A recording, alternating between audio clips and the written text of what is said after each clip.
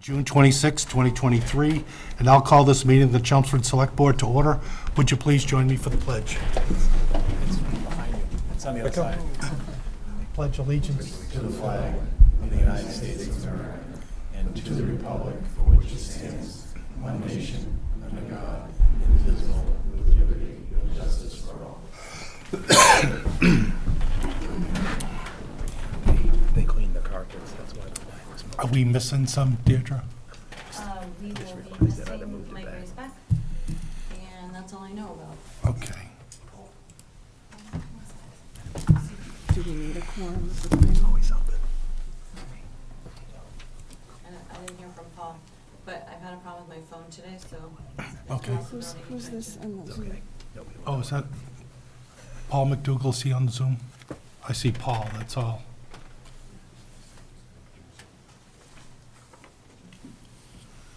Oh, is that Paul? No, no. No, Paul's phone's down, Paul. Can't tell if you do No, I participate. can't.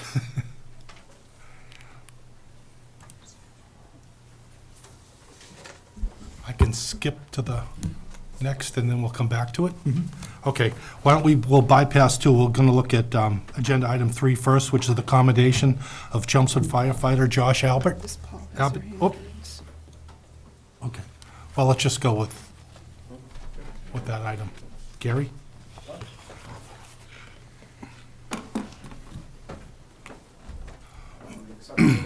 Yeah, please.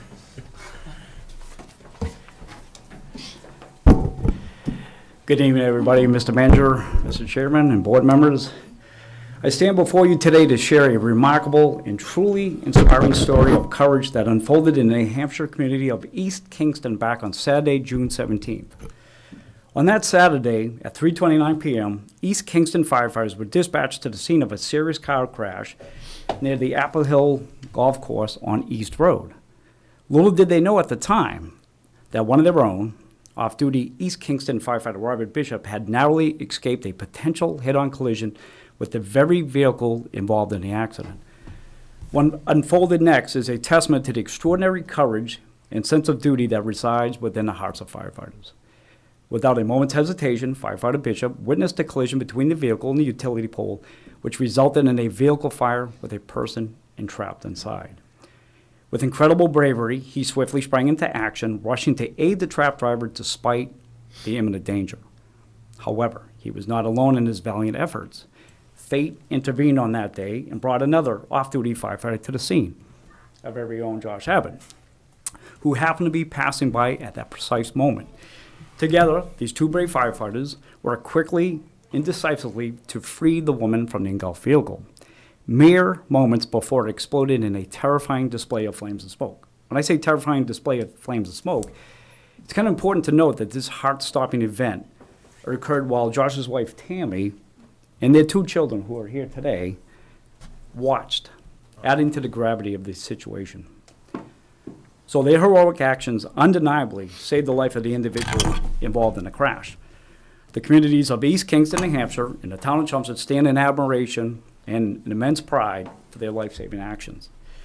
This incident serves as a reminder of the importance of individuals like firefighter Bishop and our very own Josh Abbott, who possessed the necessary training and courage to respond to emergencies, even when they're off duty. It shows the immense impact individuals can make when we put the needs of others before our own. Josh's extraordinary bravery transcends the call of duty. He represents the very best of our firefighting profession. So as a community, let us seize this opportunity to express our heartfelt gratitude to these exceptional individuals. Their actions not only saved a life, but also serve as a shining example to us all. Josh's sense of duty inspires us to be better and to embrace the spirit of service. So I would like to extend my sincere appreciation to the manager, to this board, for acknowledging and commending Josh's service, commitment to service. We are truly privileged to have such exceptional individuals protecting and serving our community. Thank you.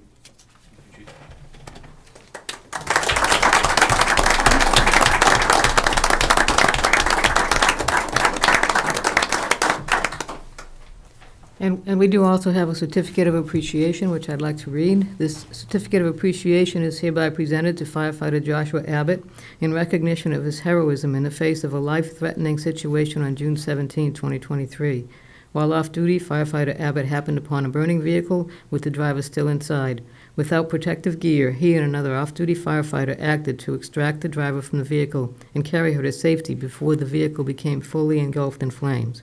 For this life-saving act of bravery, the Chelmsford Select Board bestows its sincere gratitude and its highest commendation, awarded this 26th day of June 2023, and signed by the Select Board and sealed by the Town Clerk Tricia Duras. So you are, in fact, the best that, a good representation of what we are here in Chelmsford. Thank you very much.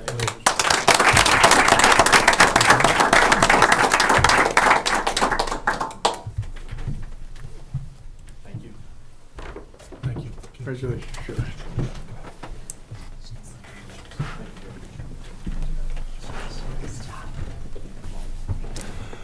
Okay.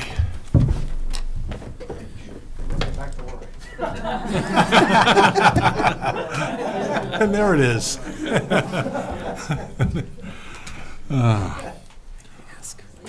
Paul's on Zoom. Okay, is he on? He said he texted that he was. Okay, how are we going to get him on? Paul McDougall, can you unmute and identify yourself? Hi, this is Paul. Can you hear me? Okay, great. Thanks, Paul. Okay, now we're in good shape, and we're just missing Mike Raisbeck, correct? Who's not going to be? Okay. Okay, great.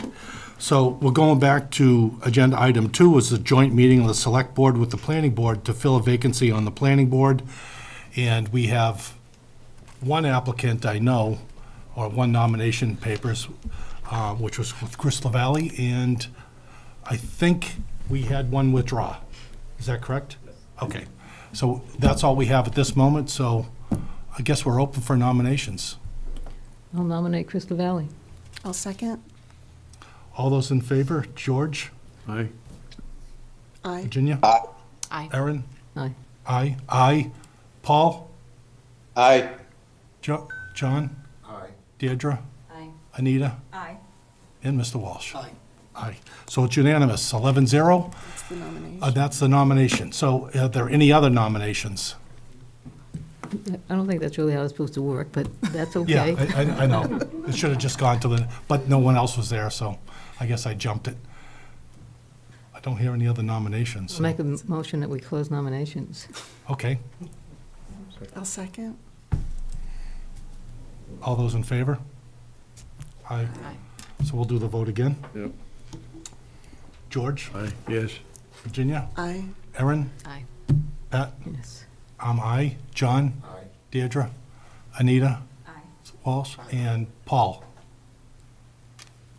McDougall. You still there, Paul? Aye. Okay, that's, now it's 11-0, and I think we have a new board member. Thank you. So, Okay, Mr. Chairman, as I may note, now that you've selected Chris LaValle, who is formerly the associate member of the planning board, to fill the vacancy on the planning board until next town election, that creates a vacancy in the elected position of associate planning board member, which has to be filled in the same manner which transpired this evening. So given that everybody's in the room before they run off or on the Zoom call, that can be done as early as 2 weeks at your next scheduled meeting on July 10th. Is that suitable to everybody here? Again, we just What need if a we quorum. made a nomination tonight? Yeah, Or we does it have have to to notice go? it. We have to notice it. Okay, okay. Yeah, by 7 days under state law, and, so with that, I will post it, the notification, and then we'll, as long as we have a quorum of the planning board and somebody steps forward and the select board, we can take that action at the beginning of your meeting 2 weeks from tonight on, July 10th at 6 PM. okay, so, Great. okay, great. We need to formally adjourn the joint meeting. I'll make a motion to adjourn a joint meeting. I'll second. All those in favor? Aye. Aye. Meeting's adjourned. Aye. Okay. And not a second too soon. Next up is public service announcements. Okay, just a couple tonight. The first is about the 2023 Independence Day events. On Sunday, July 2nd, there'll be a free concert on the Common of the Michael Vincent Band and Eckstein and the Intents, and also from 5 to 8 p.m. Concert is 5 to 8. Also from 5 to 8 is an art festival at the CCA. On Monday, July 3rd, from 3 to 9 p.m., there'll be an arts festival at the Chelmsford Art Society by the Chelmsford Art Society at the CCA. From 5 to 9 p.m., the Country Fair, sponsored by the Chelmsford Lions Club. From 5 to 8 p.m., kiddie train rides, sponsored by the Chelmsford Rotary Club, and you can board the train behind the public gardens. And from 7 to 8:30 p.m., a band concert by the Chelmsford Community Band, also on the Common. On Tuesday, July 4th, at 8 a.m., the Country Fair reopens on the Center Common. At 8:30 a.m., there'll be a flag raising by police and fire staff members. At 8:30 to noon, the art festival will continue at the Center for the Arts. At 9:30 a.m. is the annual John Carson Road Race, and at 10 a.m. begins the annual Independence Day Parade. The other notice we have is about the fall 2023 annual town meeting. The Town of Chelmsford will convene a 2023 fall town meeting on Monday, October 16, 2023. Articles to be included on the warrant must be submitted to the office of the town manager at 50 Billerica Road prior to 4 p.m. on Monday, August 7, 2023. Petition articles must carry the signatures of at least 10 voters. For more information, contact the town manager's office at 978-250-5202. Thanks, Pat. Okay, next up, public input. Oh, it did it to me again.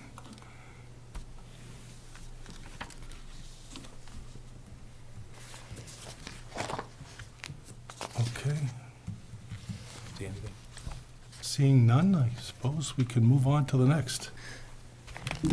Okay, let's move to committee vacancies.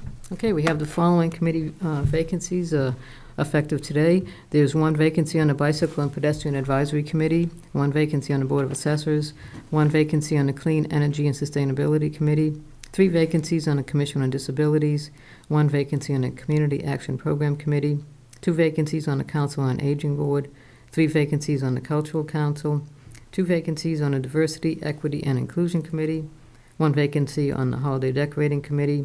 The Parade Committee welcomes all applicants.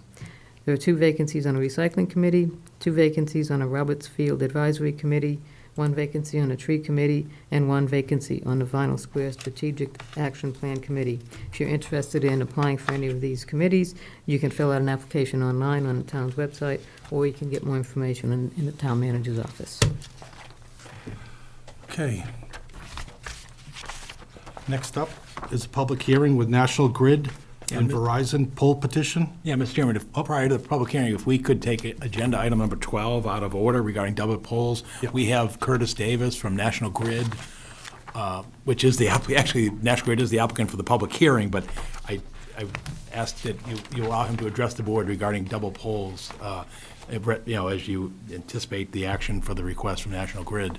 So Curtis, if you could, there you are, you've got your mic, unmute yourself, and if you could update the board regarding the status with double polls, regarding the 62 double polls that are here this evening.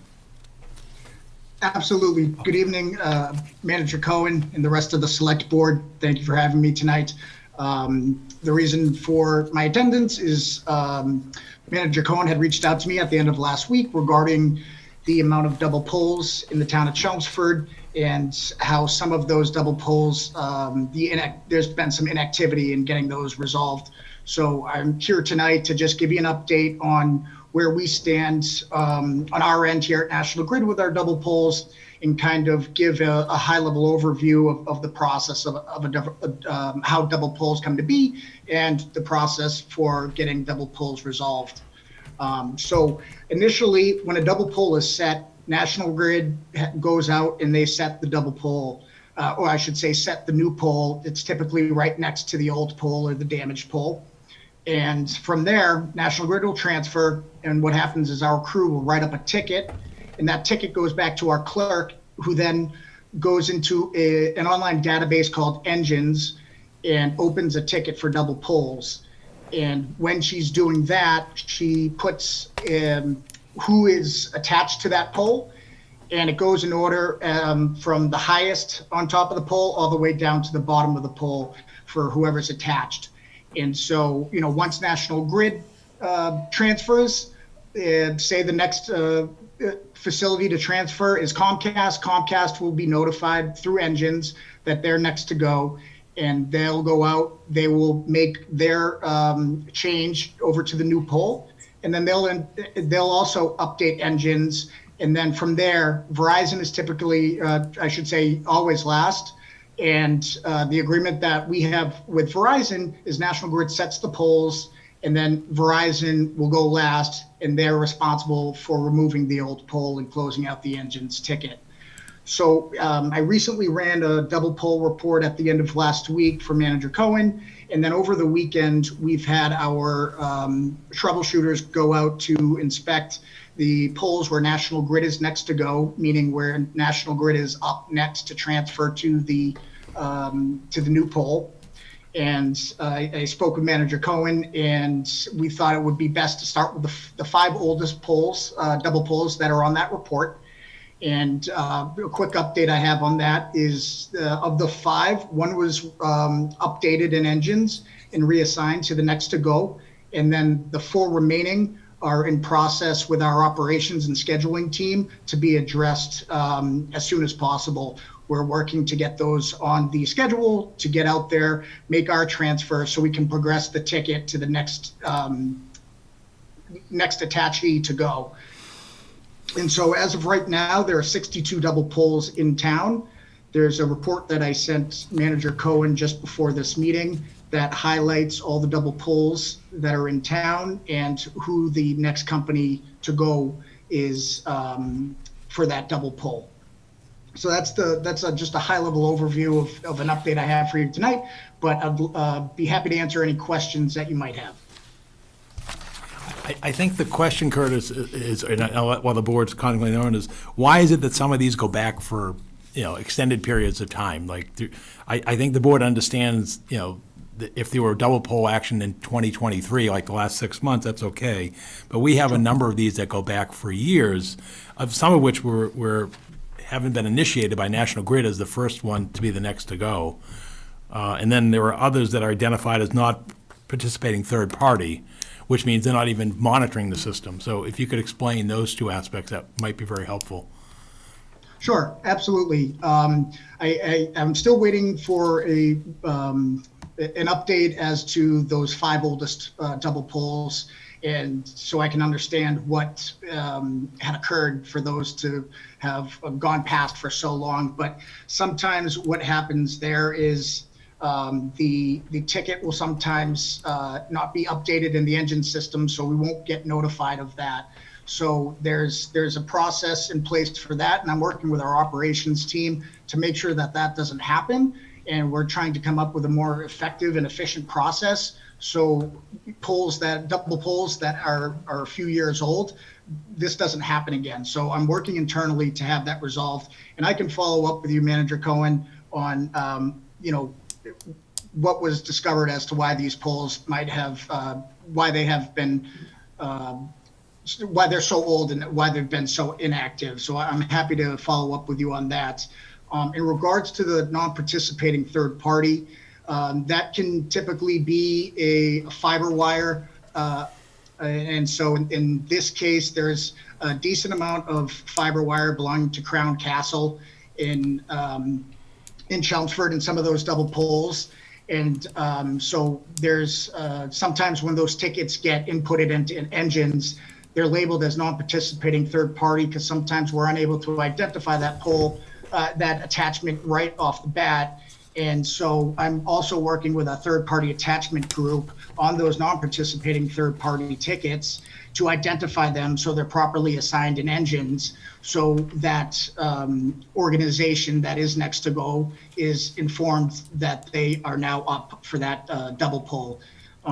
As you can see on that report, there are, I think, about roughly 15 or so non-participating third parties. So I'm working with like I said, our third-party attachment group to have those resolved and identified.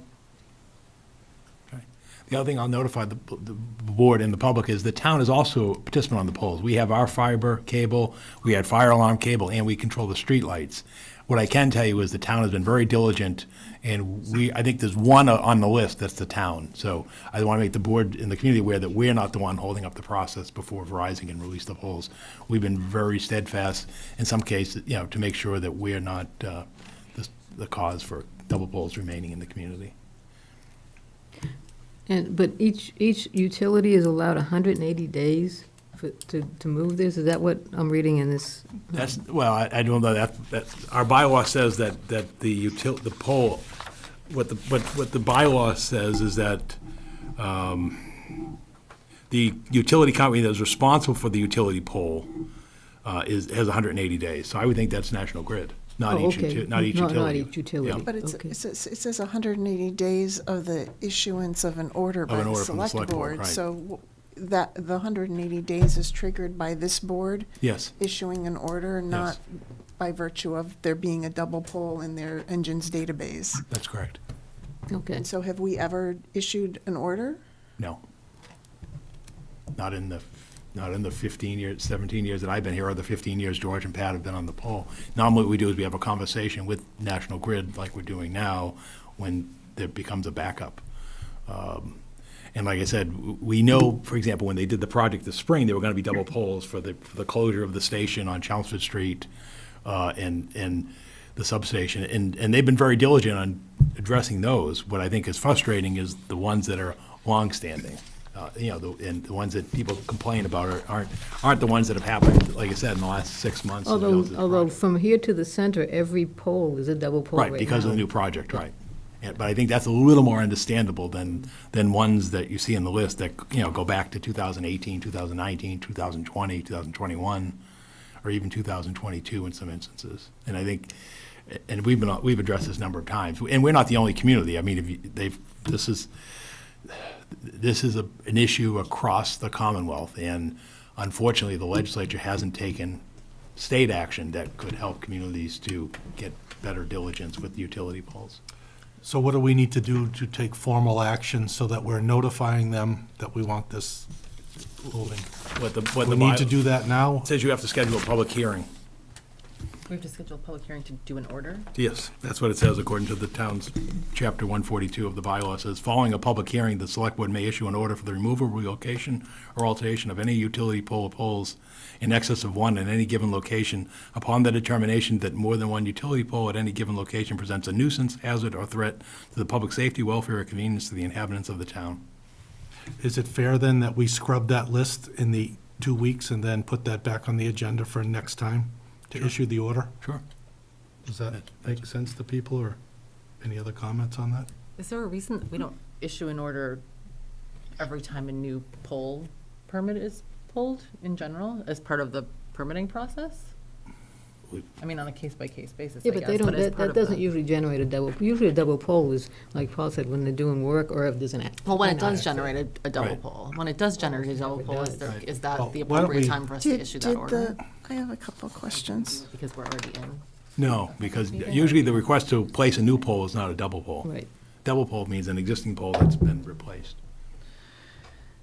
When the 180 days was determined for the bylaw, was that determined that was a reasonable time period for the utility company to work through all the people who have real estate on the pole? Like, don't- what was the genesis of the 100, that's 6 months, right? Right. I don't know when, mean, I don't recall being present when they adopted this bylaw. I think it goes back quite some time. So I don't know where That's the the question. 60 days, I think what's. Curtis, how long does it take typically, if you were to stick with it, how long does it take to go through all the real estate holders on the pole to eliminate the double pole? I unfortunately don't have a definitive answer on that. Once National Grid transfers, the engine system is updated, I should say the ticket is, and that gets pushed over to Comcast. On a simplistic level, say there's only 3 attachments on those poles: National Grid, Comcast, and Verizon. From there, once National Grid transfers, it's on to Verizon to get out there.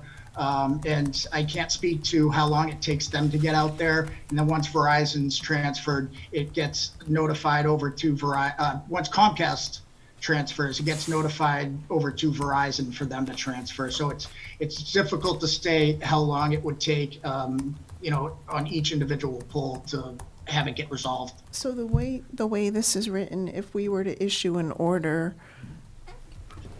we could get regular reports from National Grid, but in terms of enforcement actions, that's really at our discretion, depending on how we feel the Fines. issues are being addressed. Am I reading that correctly? So, Yeah. Okay, and then the other question that I have is, what is the event, or what has to happen in order for a double pole to get on this list? So I just happen to know about one on my street that was created in 2022, I think, maybe even 2021, and I don't see it here. So how do we, what's the process for something actually winding up on this list? Sure. So in my experience, there's 3 events that cause a double pole. The first one being storms. If we have a storm where either a tree or bad weather or wind takes down a pole and we have to go out there and set a new pole, from there, that creates a double pole. The second is an accident. Anytime there's a pole hit from a vehicle, that's how a double pole is created, because National Grid will go set the new pole, but we don't have the other companies there to be able to transfer, so that'll also create a double pole. Curtis, my question isn't why does a double pole get created? My question is, once there's a double pole, how do we make sure it gets on this list? Sure. Because there's So, a double, I know of one double pole in town, and I don't know if there might be others that's not on this list. And firstly, if there is a double pole that you know of, can you please share that with me, and I'll make sure that a ticket is created. So the standard process is our crews are supposed to fill out the ticket and explain what the pole is, where the pole is, who's on the poles, and then from there hand it over to our clerk, and the clerk then creates the ticket in Engines and makes all the assignments to the different companies on that pole. There are times where the ticket either does not get inputted or is lost in the process, and sometimes those tickets are not created, and there will be a double pole that is in existence, but unfortunately, due to whatever reasons, there's no open ticket, and we are unaware of it until it's brought to our attention. Seems to me that we had a lot more than that. 62 seems like a very low number compared to the numbers we used to deal with. Yeah. Is it maybe because, I don't know what, they narrow it there down, a or? way to check? it- We've been aggressively trying to push what we can from our office, again, making sure that we're not one of those, and we've been checking periodically. We've requested double pole lists about every year, 18 months or so. We've brought them before the boards in previous times. So that's how we track it. But as Curtis noted, given the large database that National Grid has, one of the concerns is either it's not entered or it's entered incorrectly. Because if it's entered correctly and somebody goes out there and doesn't see the double pole because of human error, then nothing's going to happen on it. So those are the two things that could happen. It could be missed or it could be entered incorrectly. So it We just were comes into the back up. hundreds before. Yeah, oh yeah, before that it was much larger than this. So how do we scrub this? I think the key focus at this point is I believe would be to focus on everything that has an entry date of prior to 2023, meaning the last 6 months, and let's clear that out, because I think that's one, is it's fair because you're going after the people who haven't, who've been having them for the longest time, and technically the bylaw is a 6-month bylaw, and given that we're 6 months in the calendar year, that's probably the best way to approach it at this point in time. So can I ask, out of the 62, is there any data showing who has the most sitting with them in the queue? Yeah, in your that's the next, system? that's on the list, that's next to go column, yes.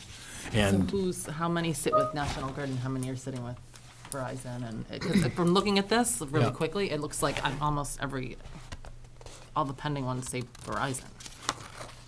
Well, it says seeing a next to lot go, it of says next to go to where I Verizon. had my handwriting. That's sort of, to give you the idea of the key, but But I just mean out of all of them, you know, if there's, I mean, if you have 62 double poles and 40 of them are sitting with Verizon, then maybe yeah, I think. that's who we need to I target think, as I think the opposed to target which is the ones we third need to parties. target. I think that, we know Yeah. how to get a hold of Verizon, we know how to get a hold of National Grid.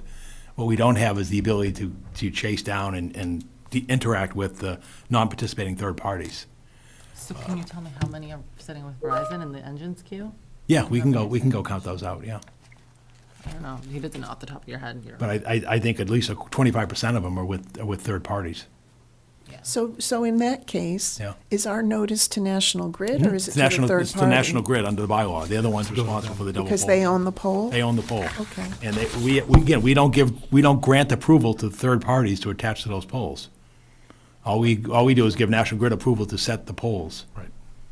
So we don't have any relationship with the third parties.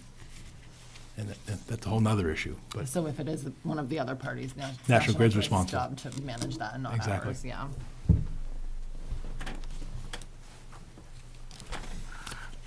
So again, should we get this Mm-hmm. thing straightened out as best we can and then put it on the agenda for the 10th?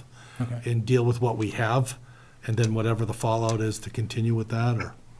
yeah, my only concern with the 10th is it's a quick turnaround to give National Grid notice, especially with the holiday. Okay. I would ask to do it at the following meeting, because I think that would That's be fine. more attainable, That's fine. July 24th. Then let's do that. Because I don't want to say, well, we gave National Grid, 4 business days of notice to, how come we've done anything? So I think if we do for the subsequent meeting on July 24th, that might be fair, Okay. and So, more reasonable. so who has to be notified for the public hearing? No, National Grid, And that's it? that's it. Okay.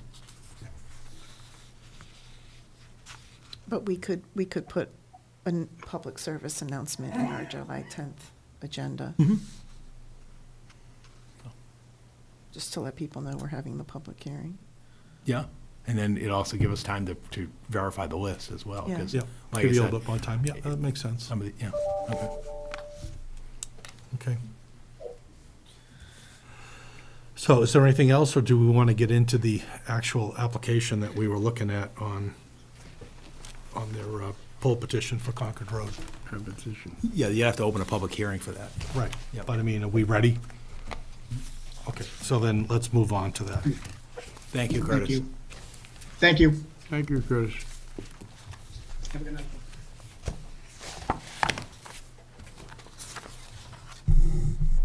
Okay, so we're going to move to number 7 for the public hearing for National Grid Verizon poll petition, Concord Road. And I think there's Sam And that is Sam. here from National Grid, And Doug Highland. and Doug, Uh, I'm sorry. On behalf of National Grid. So we are looking to set 2 new mid-span poles right outside the substation on Concord Road. The purpose of these poles will be to have feeder monitors installed on them. And the feeder monitors will be used to reduce outages in the future. So right now, National Grid is working on what they call a grid modernization. And this is the first step in that direction, so we can, take care of outages as quickly as possible. These poles have to be installed outside the substation before there's any transformers or any devices. So these 2 locations were chosen.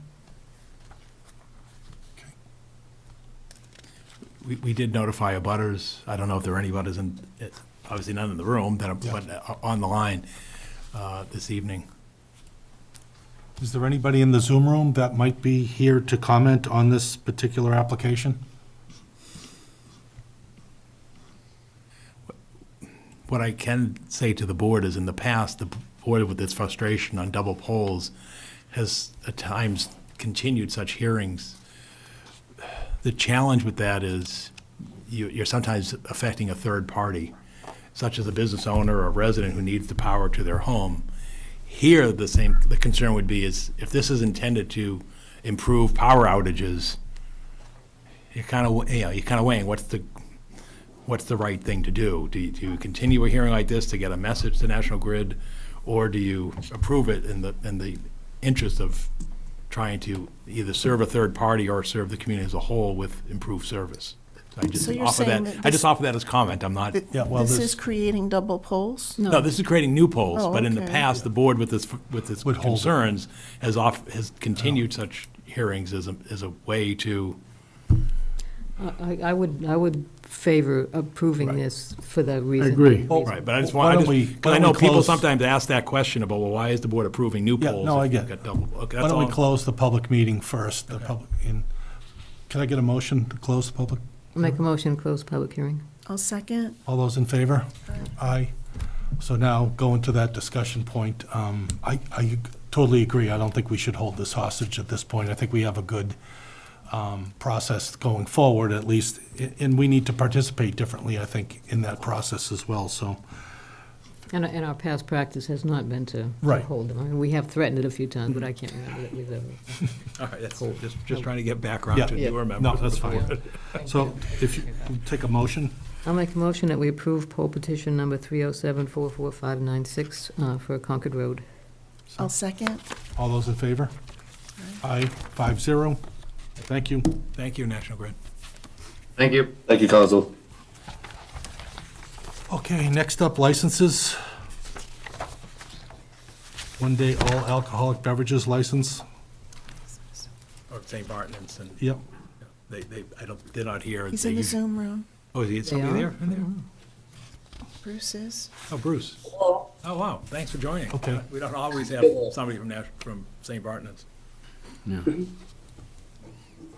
So, just a little background on it, if you would. Yes, I mean, the licenses that we're asking for, one is for our annual picnic that we have in August, which is open to the public as well. And the other license is for a birthday party that's going to happen in September. Okay. Any questions, concerns? Take a motion. I'll make a motion that we approve 2 one-day all alcohol beverages licenses to St. Bartman's Church for August 6, 2023, and September 9, 2023, as presented. I'll second. All those in favor? Aye. Aye. 5-0. Thank you. Oh, thank you very much. Good luck. Have a good night. Okay, and the next one for the all alcoholic beverages club license at the Chelmsford Low Lodge of the Elks. Is there someone from there? Yes, this is John Mason. I'm the chairman of the board of directors. Okay. To give us a little background on the change?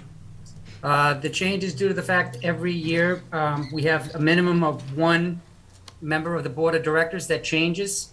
This year we happen to have 3. So we need to remove the old names from the license and add the new names to the license. Everything else will stay exactly the same. Questions, comments? Okay, take a motion. I'll make a motion that we approve the change of offices for the alcohol license for the Chelmsford Lower Lodge of Elks as presented. I'll second. All those in favor? Aye. 5-0. Thank you. Okay, thank you very much. Okay, reports and presentations.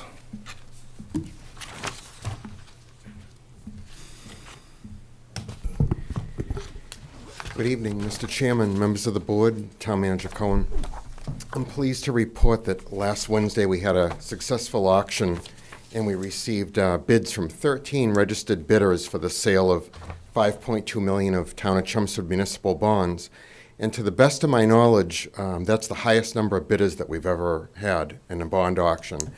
The low bidder was Fidelity Capital Markets of Boston, with a total interest cost of 2.657298%.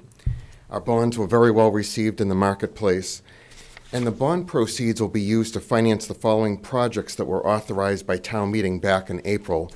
Just over $4.1 million will finance the FY24 capital improvement plan. $550,000 will be used to finance the McCarthy School kitchen renovation project, and then $542,000 will be used to finance the Myland Ave sewer pump station renovation project. About a week before the auction, Standard & Poor's issued a new rating report, and we were extremely pleased to see Standard & Poor's upgrade the town to AAA, which is the highest possible rating for the first time in the town's history.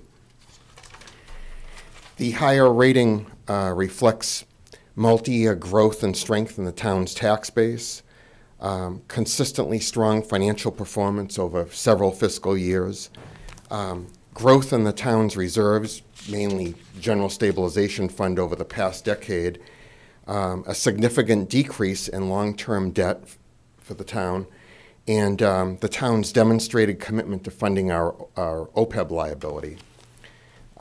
Bond counsel has prepared a detailed motion for the board to approve the sale. You should have a copy of that in your informational packet. And respectfully, I'd ask the board to vote the motion as prepared to approve the sale of our bonds to the low bidder, Fidelity Capital Markets. I'll make a motion that we approve the motion as presented by bond counsel for the sale of the bonds as presented.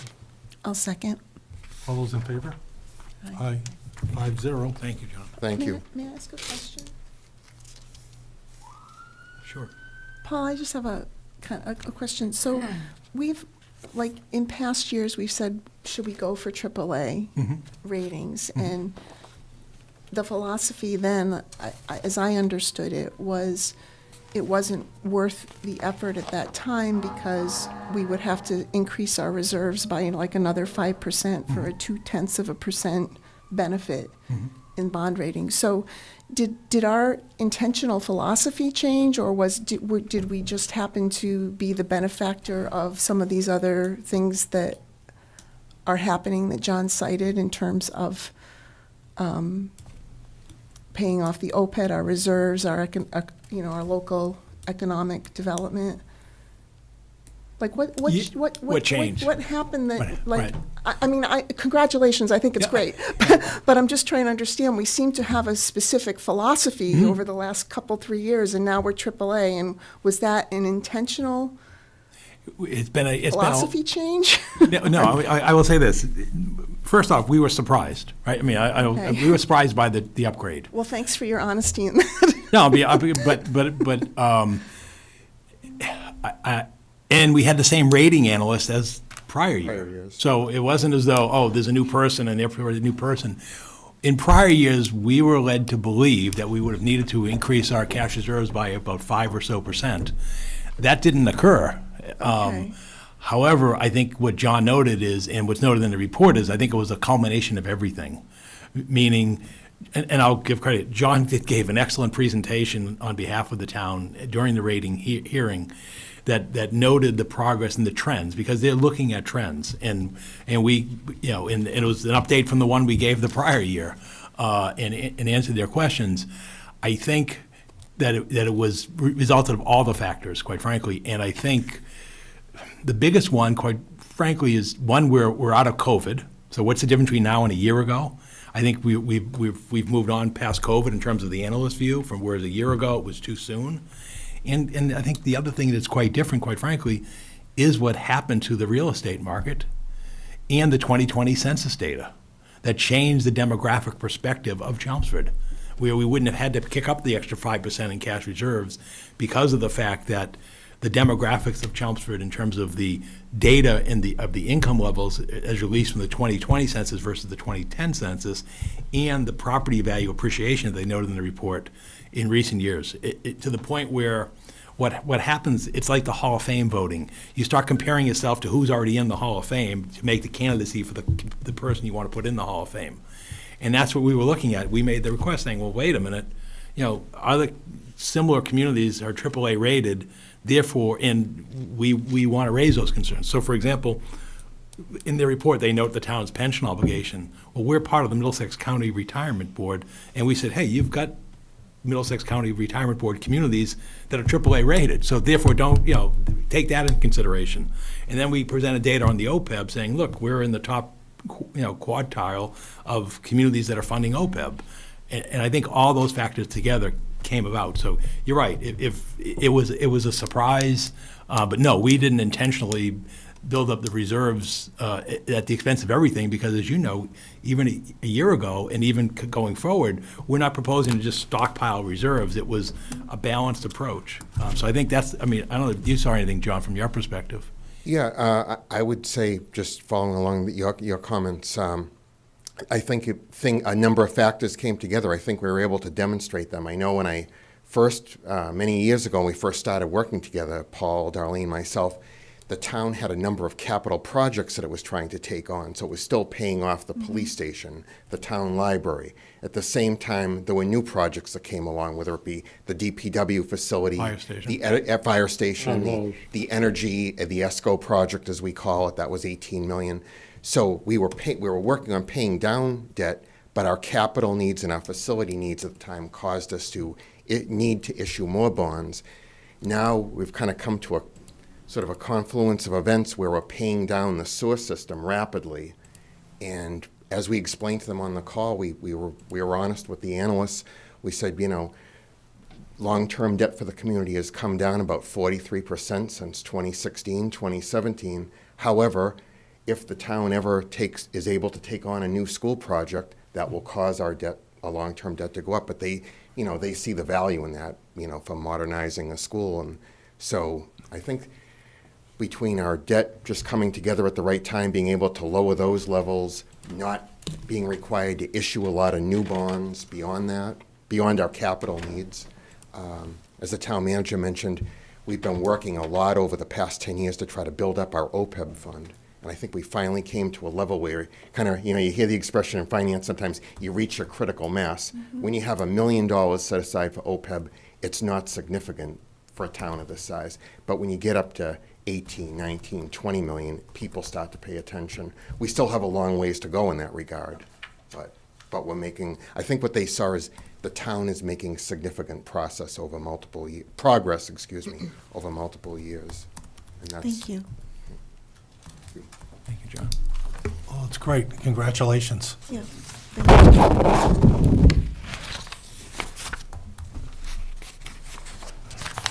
Okay. Okay, moving next, the adoption of the Select Board Public Comment Policy. Yeah, Mr. Chairman, as was discussed at the last meeting, I attempted to integrate the public input policy that was drafted by council with the existing policy that the Select Board has regarding public meetings, section 1-2.8. And what I've tried to do, so you can at least follow it, is I sort of, on the screen, it's highlighted in yellow and then crossed out for languages. So what I attempted to do, I think Pat had made the request at the last meeting to sort of say, hey, is there a way we can integrate this with the board's existing policy so that it's not confusing, that having different sections of the policy. So again, there was no edit in substance on my part. It was just a manner of hopefully trying to integrate the public input policy. And then the other thing I did change the word was, there was this concern about public comment versus public input, and the sort of irregular change of the words interchange. So I did try to make them consistent and refer to it as public input. Has council reviewed this? Yes, yeah. Yeah, I have reviewed. This is fine. I'm sorry, what? Yes, this language is fine. I have no problem with this. I just have I do. Go ahead. Yeah, I had a couple questions. So public input is a specific segment or a specific agenda item that we carry on our agenda. But public comment is also where I think it's also applicable when we do have public hearings. So I'm wondering if we should be very specific about how we call that out, because I don't see anywhere in the Select Board policy and procedures where it discusses public comment separately, and I'm wondering if we should kind of define what those are, what this communication policy, if you will, or the way we communicate and the way we listen to the public, if that's applicable to both areas, and if it's also applicable to all boards that have a public input section and that have public hearings, which, as you know, there's plenty of boards that have public hearings, and that this is also applicable to them and their comment sections. May I add to that before you respond? Sure. Because I had a similar concern. So, and if anybody wants it, I have the original policy that we reviewed last meeting. Yep. Here, I've got extra copies of it. When the word choice was made in response to the SJC concern to give all of the boards and committees and commissions a model policy, because I did a little bit of working conversations with Paul Haverty, that was my action item before, and we talked about public comment and public input, and I viewed public comment as the broader term. I'm not worried about splitting hairs over what we call things on our agenda. I viewed public comment as any public comment, whether it's a public input session or a public comment session, which some boards and committees use, whether it's a public hearing and you're receiving public comment, or whether it's just an agenda item, which we've had before, like traffic and other things that are not necessarily public hearings, but we specifically put a bullet on that agenda item that we're going to take public comment when we get to that agenda item. So my head is hurting a little bit trying to morph this public input segment policy into the general public comment policy, which was really meant to govern any public comment and was also meant to address the fact that, people can say what they're going to say. So I'm almost concerned that we've gotten too specific with it by trying to morph 1-2.8, and I'm thinking maybe it would be better to broaden 1.2.8 Right, more look at towards comment. the initial intent, and then have a little section in there that you can talk about a public input segment on the agenda. But I think that we got the priority backwards in the way we did this. That's what it feels like to me. I guess I'm kind of on the other side of this. I think what we have here is for that part of the agenda, and it should cover that part of the agenda. I had some other things I wanted to talk about on this, but, as far as the comment is for when we have a public hearing, we have to follow the law. Why do we need a policy that says follow the law? Well, I don't think it's that. I think it's more about how we accept public comment and how we interact with people making public comment. Yeah, that was Again, the whole, that's the law. No, but that was the whole reason for the decision, and the whole reason that caused us to start to write this was because of people being shut down, people being, inappropriately conversed with, asked to leave, those types of things. And I think that's why there was a policy being put in place Yeah, this for whole public thing comment. is internal guidance. This whole Right, this thing. is for how we're going to It's in addition to. conduct ourselves. I think the purpose of the policy is to make sure that this board and other boards within the town Right. are compliant with the law. So it's really something to actually help set forth what the minimal requirements are. With regards to the question between public comment and public input, I think legally, there really isn't a distinction. So to the extent that you want to create a distinction between those two words, I think you need to make it as part of the policy to specifically define public comment and public input if you want them to mean two different things. Right. I would prefer to have a public comment policy, and if you wanted a separate subsection or keep having a section for what's called public input segment of regular meetings, then so be it. We can still have a separate section for that, but I don't think that a public input segment of regular meetings addresses the broader public comment policy, which was the original objective of this whole exercise to begin with. That's my concern. And that's why I had also suggested last time, one of the comments that we received from a couple of residents was that the originally drafted policy didn't have the context of the SJC ruling in there, and that they felt that it might be, and I think it's a good point, that it might be important to keep that context. So that, here we are a month later and we're running into this and we're losing the whole context of why we wanted it. And so that's why I had suggested maybe we just include that cover letter as an appendix to this, or modify the suggested model to include something up front about that SJC ruling, so that people don't lose sight of that. It may be better to actually have a specific reference to the case citation to that case, then anybody that reads it knows where to go to actually review the case and get additional information, I think attaching a copy of the cover letter is probably more unwieldy than. So now we have this other conundrum where I think we got ahead of ourselves because it got sent out to all, I mean, boards and committees are already adopting the model that was in the letter, and now we're suggesting changing the model. So, I mean, I think what we're Because- looking at is perhaps two different policies, right? So this would be the policy for public input segments, and then a separate policy for public comment, which I think, would be more broadly applicable than the public input portion would be, because not every board has a public input segment to their meeting.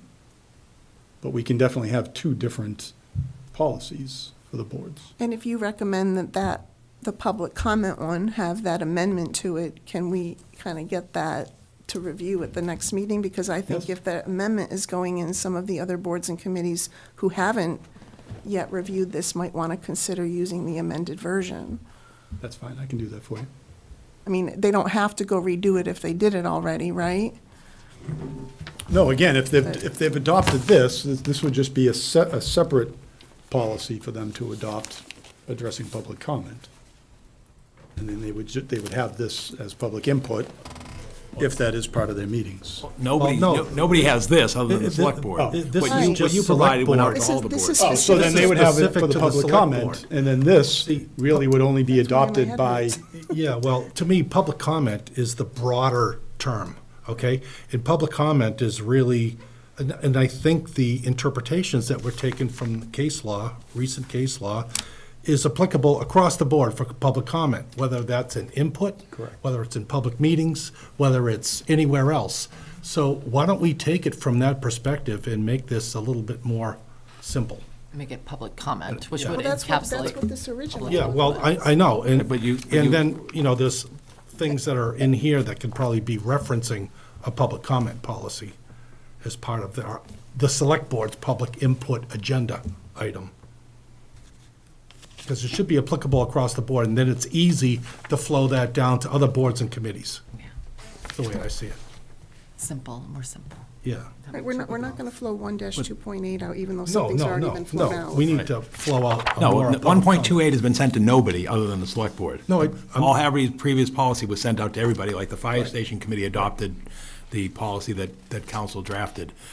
The concern that was raised at the last meeting is Section 1-2 talks about the select board meetings and how there's a 30-minute period and Yeah. so forth, and people should be asked to, all that stuff. And If you that's don't amend that and just have a separate standalone policy, it's gonna be cumbersome trying to figure out those two things, which I think was the point that was raised at the last meeting. So I don't think you can do a simple thing of just push this aside and just adopt a public comment policy, because anybody who's running a select board meeting is gonna have It's to. adopt the public comment policy and then adjust this We'll adjust that. so that it references that, but then it has the specific, items that we want to adopt here, which is 5 minutes, which is, Okay. all those things specific to our input or our input agenda item. But the public, it should just reference the comment policy for how everybody in town I agree. deals with the I public agree, and but if public- you don't have the language excerpted and inserted, it's gonna be hard to follow. That's all I can say, because it took me a struggle trying to morph these two together, that I think if you have them stand alone, Why with- could you not say and I'm just talking off the cuff. 1-2.8 is now public comment policy, the broader policy, and it's got a modification at the top to reference the SJC context. And then we have 1-2.8.1, public input of select board meetings.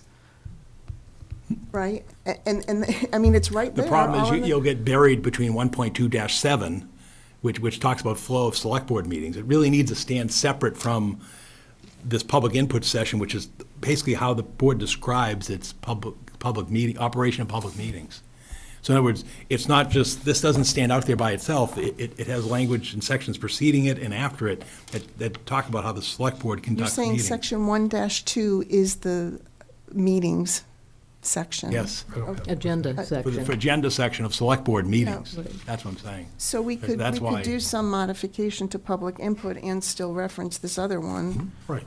just so that it all ties together, come- that in case there are Yeah, any general changes exactly. made to this one down Exactly. the road. Could be after the agenda section, yeah, that section. But there is one thing too, and I hadn't noticed this before, on the letter that you sent out, the last bullet said, "No board, committee, commission should allow public comment on matters not listed on its agenda." I mean, we do that, It's a question to me or to Paul or Hamlin? whoever. Which document are you looking at? Yeah, just clarify that. The letter that begins, "Dear committee chairs," the one right after the, Oh, the bullet. The second page in this section, right? The second page in this section of your packet. Or if you're looking at that, I guess. I'll have to go back and look at my original letter. I mean, obviously, that is not applicable to public input sessions, but they can't be discussion about those. right, exactly, but Right, so I'll have to go back and look and see how that came out was of the- my original Pat, I think you have to take it in the context of the 3 preceding bullets, because the 3 preceding bullets are talking about, at least the 2 preceding bullets are talking about if public input is not included. I don't think, I understand the 4th bullet. If there's no public comment listed with the bullet, then we shouldn't take public comment. well, then you don't need that one, because in the third one says, "If public input is not included in the agenda, it's not required to accept public input on matters not listed on its agenda." And then it's saying, "Don't accept anything that's not listed on the agenda." I think the difference between the 2 bullets, or you could combine them, is that the 4th bullet explicitly calls out, "You're in danger of violating open meeting law if you do." And the 3rd bullet doesn't do Well, that. but, and we do, we do that anyway, but, Should we ask council to review Sure. this and the Yes. original Yes. one and come back and That would provide be us with great. Right. an updated? With the idea that we do need an overall public comment policy. Our input needs to be separate just for the select board and how we're going to deal with it on our agendas. And I think that way, this policy can flow down to everybody.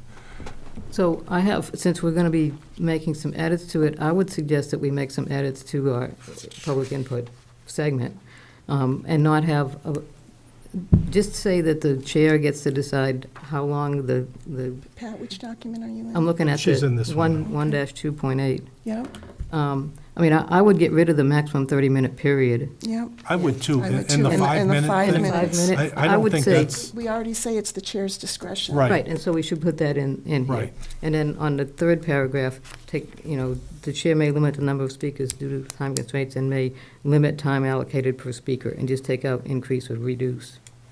I think we should have a maximum at all. No, I mean, that's a chair's discretion. I mean, if right, exactly. Right.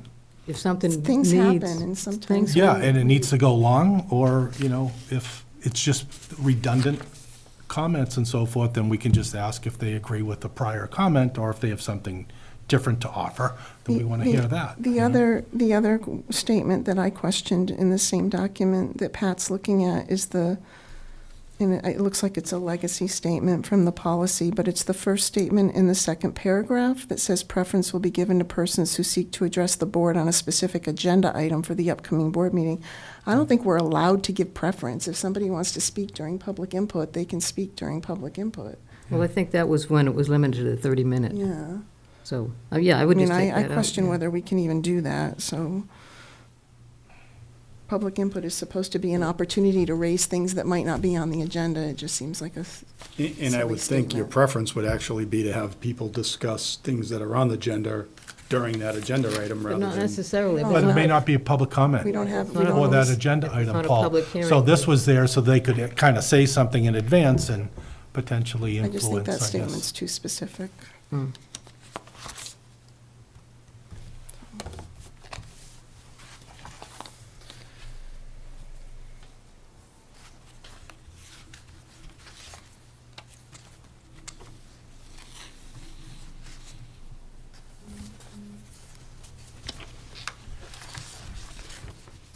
So do we want to work on this, take another crack at this for next meeting, or is that too quick, or?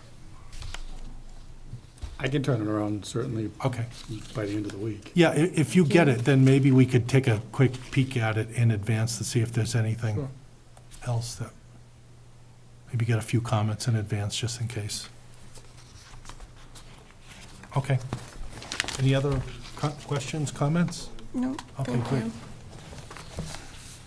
Thanks, Paul.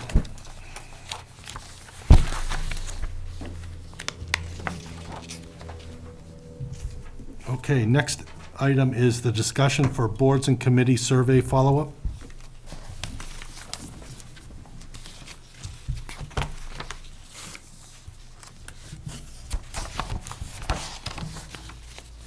Did you have things specific that you wanted to discuss as part of that, Virginia? Well, we had set today as the report out from the action items that were assigned. I think the longest one is probably the first two, which there's a document in your packet that Pat and Paul and I submitted. If you want, I can talk through that one Yeah, now, and what- then you can status the rest of them. Why don't we just go through it? Okay. Because for me, I did it a little bit different. That's fine. So, do you guys want me to go do this? Yeah, go ahead. Okay, I'm asking Pat and Paul. So, there's a memo in your packet for action items 1 and 2, which were the onboarding and the liaisons. And as we went through this, the first 3 pages of that are what we would recommend as procedures that we adopt. So in the first paragraph, the boards, committees, and commission vacancies, that really captures, I think, what has already been done. One thing that we did do in the second line there, where it says descriptions are provided on the town website, we discovered that those descriptions weren't comprehensive or up to date, and so Paul has gone through and gotten that up to date for us. So thank you for that. And then the next section on appointing authorities and appointment terms, we felt in the first paragraph it was important to say that there are certain appointing authorities, and that while boards and committees can invite people to come to their meeting or give them information, the boards and committees are not authorized to put filters on applicants or to provide pre-screening requirements. And then in the appointment terms, we do have some committees that are like one-year committees. They tend to be more temporary committees. And our thought was, just as kind of guidance, if it's a non-temporary committee, maybe we should look at making those staggered 3-year terms, because there's no reason to keep renewing year after year for a non-temporary committee. And then the last part of the appointing authorities section had to do with subcommittees and associates. So today, we do have some boards and committees who have created associate positions or alternate positions with good intention on their own, but legally, they're really not allowed to do that. And so what we did was clarify where associate or alternate positions are required or are allowed, which is basically if it's by statute. The state law, our bylaws, the organizational bylaws of the public body. And we're suggesting that if someone has self-organized an associate or an alternate position, that they rename that and make sure the scope is appropriate and that they're not voting members or alternate voting members or anything like that, if it's not required by statute. So I'll pause there. Paul or Pat, do you want to add anything to that section, or are there any questions on that? I think you covered that very well. Okay. And then the next section, which is on page 2 of that attachment, is the new member orientation requirements with the town clerk's office. There's a pretty comprehensive list of things that the clerk goes over with new members, so we just listed the representation of that. The last note at the end, we're suggesting that when we do have this public comment general policy or from town council, settled, that we take a version of that and just include it in that packet with the clerk, so that people who are new onto boards and commissions understand what public comment is and and it may not be exactly the policy that their particular board or committee has adopted, but at least it gives the basics. This is what you can do for public comment. There were some comments in the survey feedback about orientation materials specific to a board and committee, and we are putting that back on the board or committee to do. And then for select board liaisons, a lot of that is really already covered in the select board policy, which is sent to all the boards and committees annually after liaison assignments are made.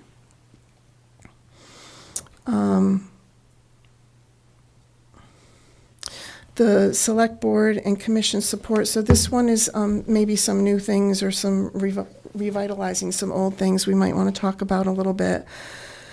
The first bullet is to have the select board chair host a periodic meeting with the chairs, and we thought that it should be a minimum of every 2 years or as needed. Pat, you have history with this, so do you want to just describe a little bit about what that looks like? Yeah, it used to be something that was done on a pretty regular basis, and the chair of every committee would be invited to this room and given an opportunity to present what their board or committee is working on, and probably would also attend to give a general overview on what's going on with the town.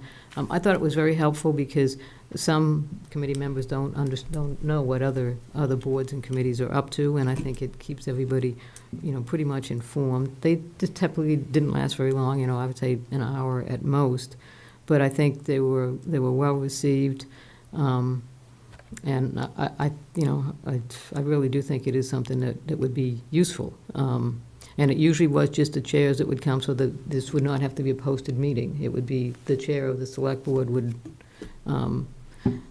moderate the meeting, and the other, maybe you'd have like all the elected chairs up here and the appointed chairs out in the audience, since that would be about the right numbers. And then it pretty much was a pretty, free-flowing. If somebody had questions about committees that they wanted to follow up on, they absolutely had that chance. But it has not been done now for probably, 6 or 7 years, Paul? Did each committee, each chair do like a presentation? They just, Of some sort. it wasn't a formal presentation. They had an opportunity. They're not required, but they definitely had the opportunity to do that. And why did it drift off? I don't know. It was Participation, or? Well, no, it really wasn't participation, because I thought, like I said, it was pretty well attended. There would be at least a dozen, chairs that would be here. Maybe just whoever happened to be chair at the time didn't think it was worthwhile. I don't know. I don't remember. And then, sometimes if you don't do it for a few years, you forget about doing it. Yep. And then the second two bullets just have to do with, it seems like we've had some boards, committees feel like they need an invitation to come talk to us, and so we just wanted to codify that it's really an open invitation for anybody to speak at a board meeting about what they do, especially if they have a vacancy. That practice has happened in the past, or to come to the board and just provide a status update or request for support or whatever. And then the last section is just, this was an idea that we had about having Paul and the town clerk do an orientation session. We were thinking once a year, maybe after the elections, or after appointments are made, after the June appointments are made, to offer an orientation session for new members or people who are already on the commissions, and that would be recorded so that people could watch it. Sometimes things get lost when you get handed a stack of paper by the clerk's office, right? So Yeah. we just kind of recognizing people receive communication different ways. And then the last document, I won't go through the details, but we did get some detailed input from Fred Brousseau about some suggestions to the liaison policy itself. The first part was to just increase clarity by packaging it into responsibilities of the select board, responsibilities of the liaisons and responsibilities of the appointed boards and committees or the commissions, or they could be elected. And then the second part was just to expand the language in some of those sections. Some of like some things that were in his suggestions, like the meeting with the chairs, we put that into the procedures. And I think it's just really a question of how much policy edit does the board want to take on at this time? And do we need it for the clarity in what liaison assignments are or are supposed to be? I think we were also thinking that part of where we might have fallen short in the last few years is the liaison engagement and how we've done that. And really, all the policy change in the world isn't going to change that. We just have to modify our behavior and make sure we're here reporting out on liaisons and things like that. I don't know if you want to add anything. Yeah, I mean, I think the policy that we have covers it pretty well. I mean, it's not a requirement, as is mentioned in the policy, to attend the meetings. We should be there if the need arises. In fact, I was going to, on the support, you had the 3 bullets for the support, and the third one is the select board extends an open invitation to any board to present at a board meeting. I guess maybe we could expand on that, how to do that. Should they contact the chair? Should they go through their liaison? How should that happen? Because, like I said, sometimes, I'll be at a lot of committees, and if they want to be present here, I'll say that, but then there are other committees that I don't typically attend all their meetings, so if they want to make a presentation, maybe they're not sure if they should contact me or contact the chair. And I don't know. Well, we can say that they can contact the liaison, the chair, or the town manager, because that's happened before, too. Yeah. Yeah, okay. In fact, I'm in the middle of doing that very thing with the recycling committee, and I told them to do it to all of us, which I'm the chair and the liaison for them, but then to make sure Paul has it and Christina has it, so that when we do figure out when we're going to do it, that they wanted to know what they should do with the presentation, should they make one, and I told them to make it electronic, that we'd include it in part of the package, so that we could display it while they were going through it and so forth, and, we're just working through when to do that now, so. So, I would put this in the same bucket as a policy where we wouldn't necessarily vote on it this meeting, but do you guys want to take some time in that light to just read through this again and see if this or some version of it is something we would want to adopt? Yep, I think so. Thank you.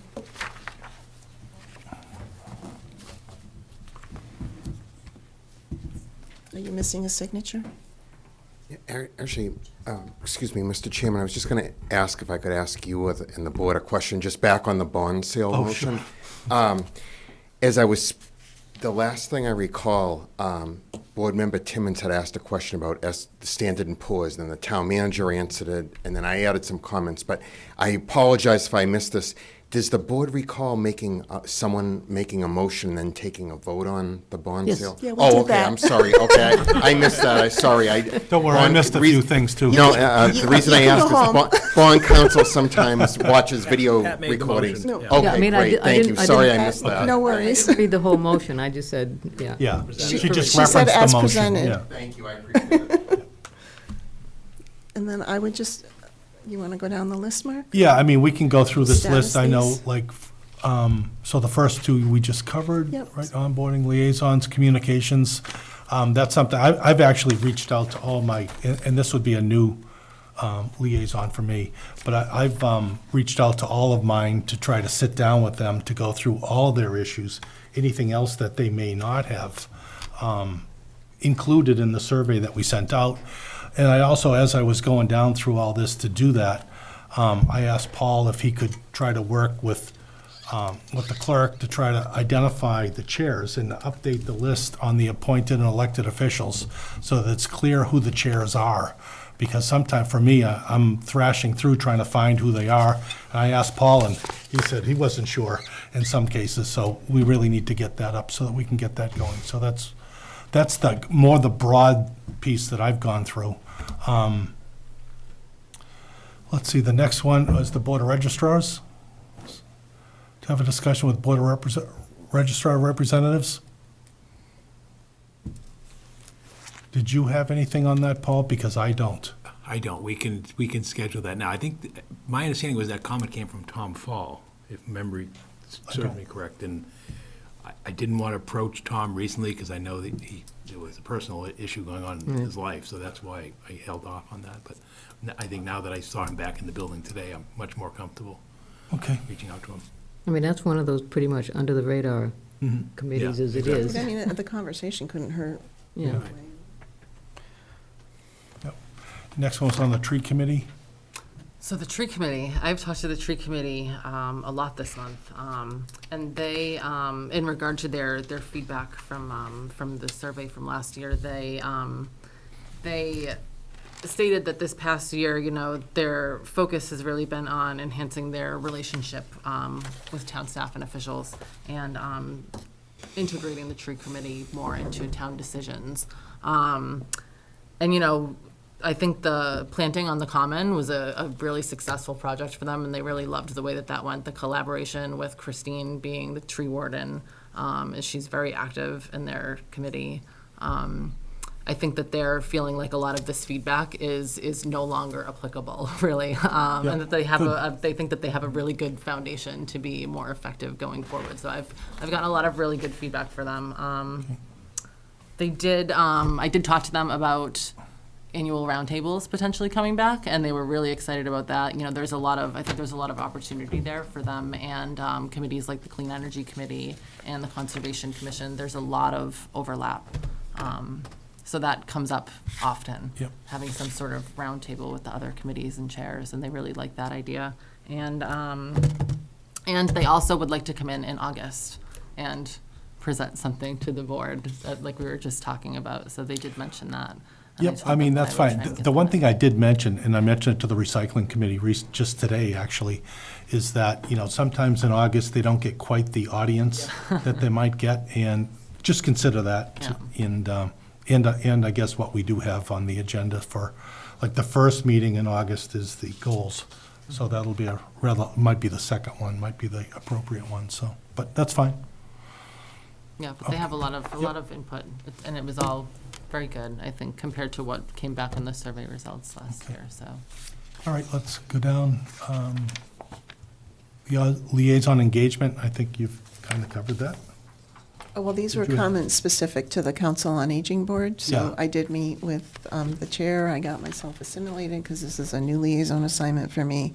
I think the two big things for the Select Board are, some of the comments were included, like providing support, the town manager or the board on goals, but they don't have currently any goals where they require support. I did ask the question. And then the other piece would be if there's major events at, you know, at the senior center or elsewhere, it would be nice to have some board representation.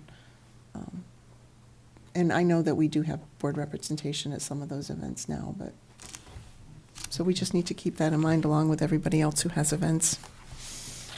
Pat, do you have any update on 7? With the diversity, I did, when we had our open house, I spent a lot of time speaking with the couple representatives that were there. And again, like Virginia just said, they have a lot of events, and they like to see select board members there if possible. And just trying to get people to, and being a newer committee, they do realize it takes a while before they get the visibility that longer-standing committees have, so. Anyway. Okay. Put discussion on select board agenda regarding reading of the land acknowledgement at select board meetings. I know Paul and I talked about that a little bit, and I think we had a suggestion that maybe we would do that annually as part of the Indigenous Peoples' Day. Just a thought that we had to actually, I guess, make a commitment to doing that. And we thought that might be the meeting before that, the meeting after that. You know, we could determine that, but just to read that acknowledgement, you know, as part of that that event. Any thoughts about that, or? Yeah, I mean, I think at least at that, Yeah. it should be. You know, there might be other occasions throughout the year where it would be relevant too, but. Right, because I pulled back, kind of what was said back in that time period, and it wasn't specific at all, so we thought that maybe, kind of pinpointing it for that particular time of the year might make a lot of sense, so that's what we were thinking. Are there any specific times of year that they had in mind? No, there was nothing, I just said there was nothing really specific, they just, I mean, there are some committees that read it every That we meeting. did at every meeting. Yeah, the diversity committee and the library trustees also read it at the beginning of Right. every meeting. And I don't know if there are others, but I know those two do. I think they had suggested too, when we had that meeting, that perhaps the moderator consider reading it at town meeting, or the opening of town meeting, so. it's a thought. I like to say that at minimum, we would do it at that time of year mark, and then, maybe we think about whether we do it at least twice a year or something. But I think at least put a stake in the sand that at minimum. Yeah, well, that's what we were thinking, so, Yep. okay. Recycling Committee, and the next two are mine, and I've actually, we're in those discussions right now to try to get everything, try to get them a spot here where they can come in and kind of do their presentation and so forth. Is there anything else, flow down communications? No, I think they've pretty much covered those.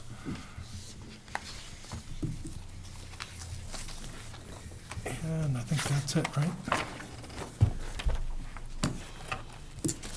Okay. So next up is as we move 12, is the discussion for lighting of municipal buildings and monuments policy. I think you wanted this one on, Virginia. Well, I just wanted to get, I know you had a thought that we tackle this as part of the goals next year, and if that's what the board wants to do, I'm fine with that. I just wanted to have a discussion on, are we headed for a policy? And then it's, I guess Attorney Haverty, my question was, in the absence of a policy, is it, whose decision is it? And is it, or is there a decision even to be made? Can you start? Well, so where we left things the last time, so we had one event where someone was allowed to light the monument. Yep. And then we said, well, gee, isn't this similar to flags, and should we have a policy? And I'll let you address that. But then we had a request, and in the absence of a policy, is the answer no, or is it more urgent to get a policy in place? So I can. Should we wait till next year, or should we start? Well, no, looking I can now? relate this to the flag policy discussion, right? To the extent the town starts allowing certain people, certain organizations to have things lit for their ceremonies, that opens it up to other organizations requesting it be lit for theirs. Same as it is with flying a flag on town property. So I do think getting a policy in place is something that you should be considering doing as soon as possible. Yep, that's how I saw it. And when we got a request, I thought that if we could take it on as part of our goals for 2024 and try to take it on as a Q1 goal, to try to update our policy so that we do have one on lighting, that might be appropriate. So, I think you're gonna run into problems like we did with the flags, I mean, Yeah. so that's why we limited it to, and just stayed at it. Which is why you need a specific policy. because Absolutely. Once it becomes an ad hoc type of situation and certain groups are allowed to do it, you're gonna run into yeah. Not other gonna be groups able to say coming no in. to anybody. So we've yeah. essentially stopped it until we come up with something. Any thoughts about it? Because the other part too is I also think if we do have a policy where we are going to do something, that it should be once we're actually suitably set up to do it. Because that, to me, was kind of like a pilot.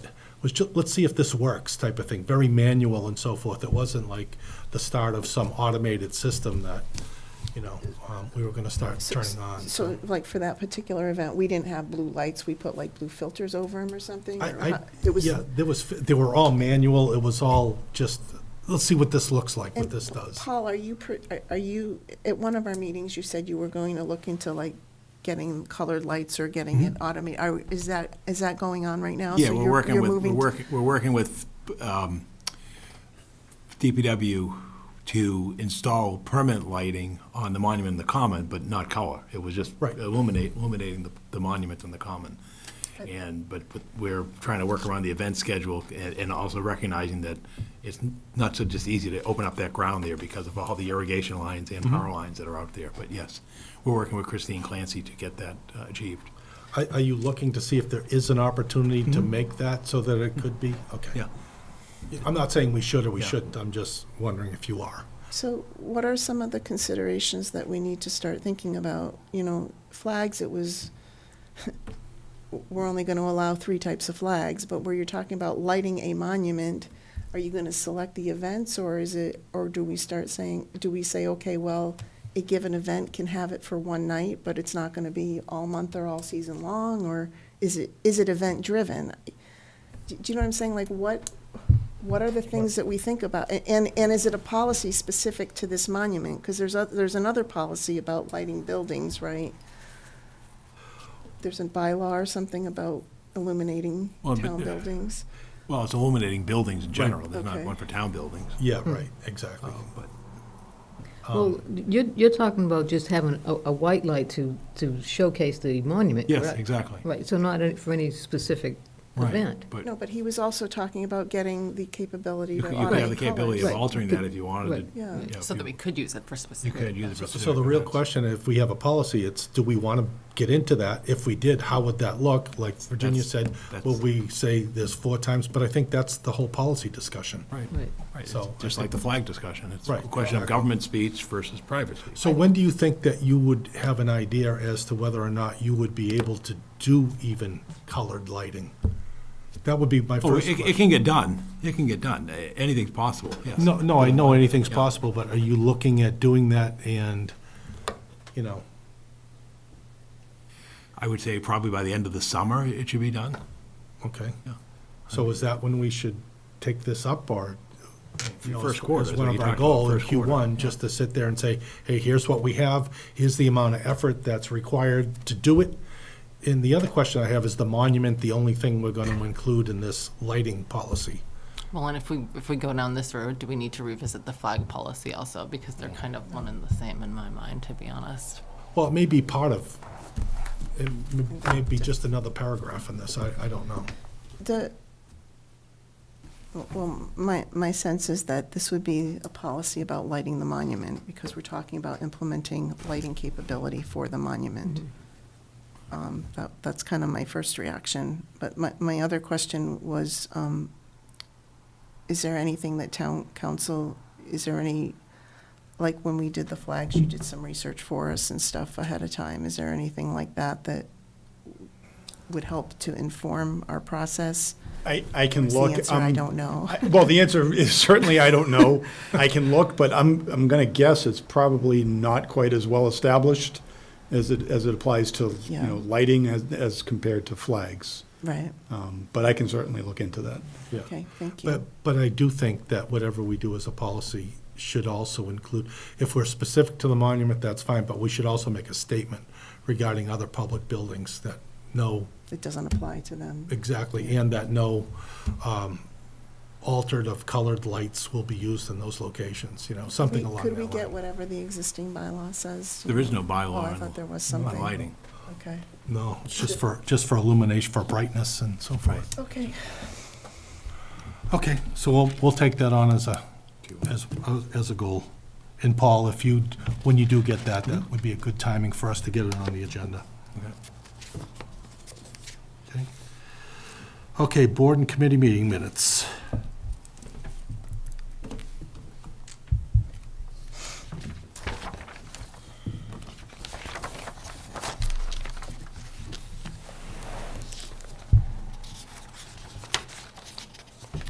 Okay, Okay, so we were reviewing the policies. I don't really recall It why. has to go with timely fashion of minutes. Oh, okay, right. Right, the It policy was- that And you you have put a here- memo It out was- on that, we I'm need sorry. to do something differently Yeah. to Right, enforce the this. goal. Well, you know, it was actually, I'll just say, I was surprised and happy that I saw the list was as short as it was. Right, now I want to acknowledge the fact that it's not perfect. I mean, if you go back years or two, you can find missing board meeting minutes of various boards. But when I looked at for 2023, what committees have met the policy in a timely fashion that says minutes should be drafted, approved, and releasability determined within the requirement of 30 days or 3 public meetings from that meeting date. And as I wrote in my cover memo, looking at it, because I've been working on this with others, at this point in time, there were 3 committees that of concern. One was the Commission on Disabilities, the other one was the Planning Board, and then the third one was the Roberts Field Committee. And I did hear from Deirdre Conley, and then I got it updated today by Deirdre Conley about the Planning Board. I think but for the last meeting getting the minutes late, they would have complied. However, there are still some spot openings in Planning Board minutes, and I think the concern there is it's a resource issue. They don't have a dedicated minute taker like this board does, or the Finance Committee does, or School Committee does. And so we're going to try to do an effort to see if we can get that, because the problem is the staff person can't get it done.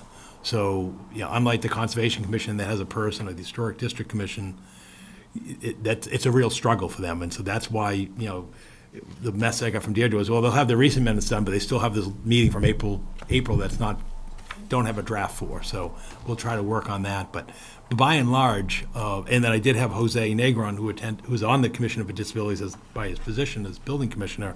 He raised the issue again at their meeting last week about getting meeting minutes in. I'm not so much concerned about Roberts Field, because I reached out to Bill Askenberg and the current chair, and Jay generally have been pretty good with that. So, but you know, again, I welcome any support from the selectmen liaisons if you've got committees that are problem to do How it. do you feel, so, I'll just hand this to you later, but like, I went through and looked, and I found like 9 committees that have been meeting since April, but haven't published minutes since April, so maybe Right, your but that's, cutoff but was they're a little not, bit but the different. policy says they have to do it within 3 meetings of their for the minutes to be So deficient. that's why they were still clean. That's- when right, you did your exactly. audit. So do you feel that it's working? I welcome the support of liaisons to pursue the meeting minutes, and because, you know, I can more effectively do it when it's a staff member. So I can chase down Jose, or I can chase down Evan, or I can chase down, David Coons for the Conservation Commission and so forth. It's harder for me to chase down the Commission on Disabilities, or or one of the volunteer committees, because you're relying on volunteers, and they don't have staff, and so I think it's more of a case where it just gets the better of them. Or there's committees that don't meet all that frequently, like the Ag Commission, Or even CPC. or even Community So the Preservation. Committee on Yeah. Disabilities just started having their in-person meetings again this month. Yeah. Last week was the first in-person meeting they've had in like 3 years or whatever it's been. So? maybe But I that's don't part have of the meeting minutes even from their virtual meetings. That's and again, it doesn't The have to activity be. level was So, down. so what's the follow-up for you, Paul? I mean, do you send out?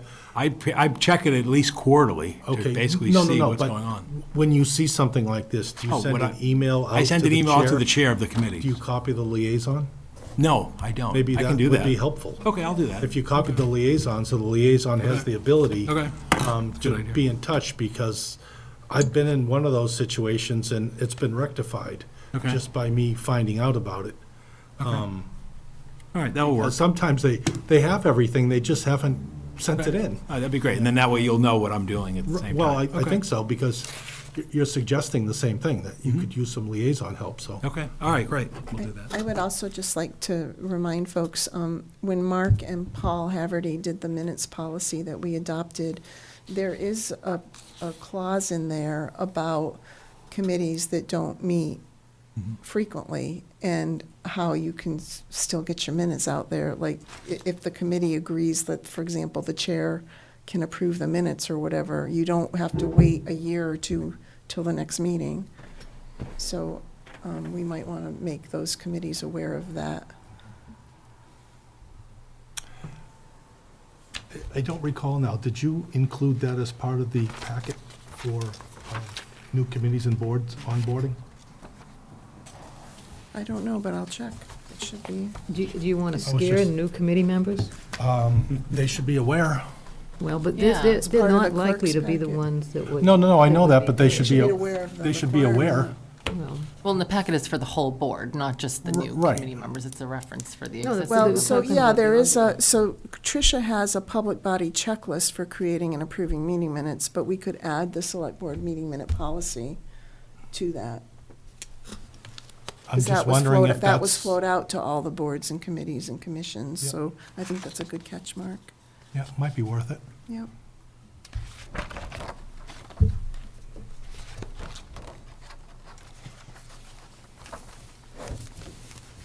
Okay, any more questions on that? So, okay, Paul, so, when you do Okay, send great, out thank those you. notices, Okay, it's probably keep worth it. doing that. Great, so. thank you. Okay, number 15, discussion feedback regarding the municipal open house. Yeah, I thought it went very well. We had representatives from, I counted 16 different committees there, which I think Wow, was that's pretty impressive. substantial. It was hard to tell how many of the public actually came, but there was probably, I would say, a couple dozen, maybe. I think at least one of whom submitted an application that I saw tonight for one of the committees that we're looking for somebody for. The general consensus from what I heard, and maybe people were just telling me what they thought I wanted to hear, was we should make it be a regular event. Somebody said twice a year, but that might be a little too much. Maybe once a year is sufficient. And maybe do something different about the way it's set up, have it more structured, I guess, because some of the committee members did bring materials that they could hand out. Some did not. Maybe we could, put up name tags on where the different committees were, so if somebody Yeah, had a. the recycling committee had their own Right, they booth, have, but, yeah. like, I was like, this would be great if they all had that, so everybody. Yeah, would but know then what we'd they're talking we'd about. more than fill that room if everybody had that much, so. And if we do have a big event, if we do need more space, I mean, we could move it to the senior center too, or something like Yeah. that, right, so. Or in the, down in the gym, any place Oh, like yeah. that, You could do it in the gym, too. Right, so, I mean, I don't know if anybody else had any thoughts or feedback, or, No, I thought it went really well. I enjoyed the conversations with a whole bunch of people, and different boards, different members, and the general public, so I thought it was valuable. I echo that. Yeah. Thank you for setting it up. Yeah. Yeah, I thought it was great. Yeah, I think it should be good to do like once a year, Mm. Yep. at least. Great idea. Yeah, maybe a little more structure, I agree. Yeah. But also like the casualness of it is nice, welcoming too, so, yeah, Yeah. it's good. I mean, and one thing I'll note, I talked to some people afterwards, not people that had come, and I said, did you know about this? And they said no, so we still have to find more ways to get the word out. I mean, as Yeah. much, you did good on, on social media, and, Yeah, but you can do like a Facebook afterwards. I was like, we should have done like a Facebook event. I mean, I don't know, yeah. well, there's no, like- I don't, but it's not, no, I don't think we should do a state, an RSVP or anything like that. We don't need to do that, but, Yep. it was in the Lowell Sun, it was, it was in the town manager's newsletter, but there's still so many other places. Was there any feedback about the time of year? Not on that not that I get. I mean, No. I don't know Okay. if that would make any difference. don't I mean, know. it was before school got out, just before Right, school got out, right. so maybe that helped. Yep. But if we're gonna do like an annual roundtable too, maybe we should think about the timing with that. Now, if what do we're you mean gonna by, I don't know like what you mean by roundtable. If we're gonna do like an annual that's chairs just the meeting chairs. that That's we a- spoke that's about not the earlier. public. No, I know, but as far as coordinating like the times of years that you hold these different events, that might be worth kind of thinking about too. Okay, Okay. okay, great, thank you. Next is meeting of board and committee chairs. We've already talked about that. Kind of talked about that, so we can move on. Okay, let's go to 17, discussion, expression of interest, strategic plan.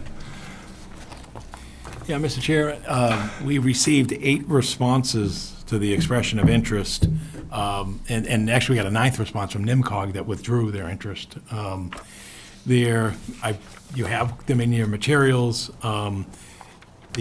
one of the first ones that came in provided a cost estimate of $74,000.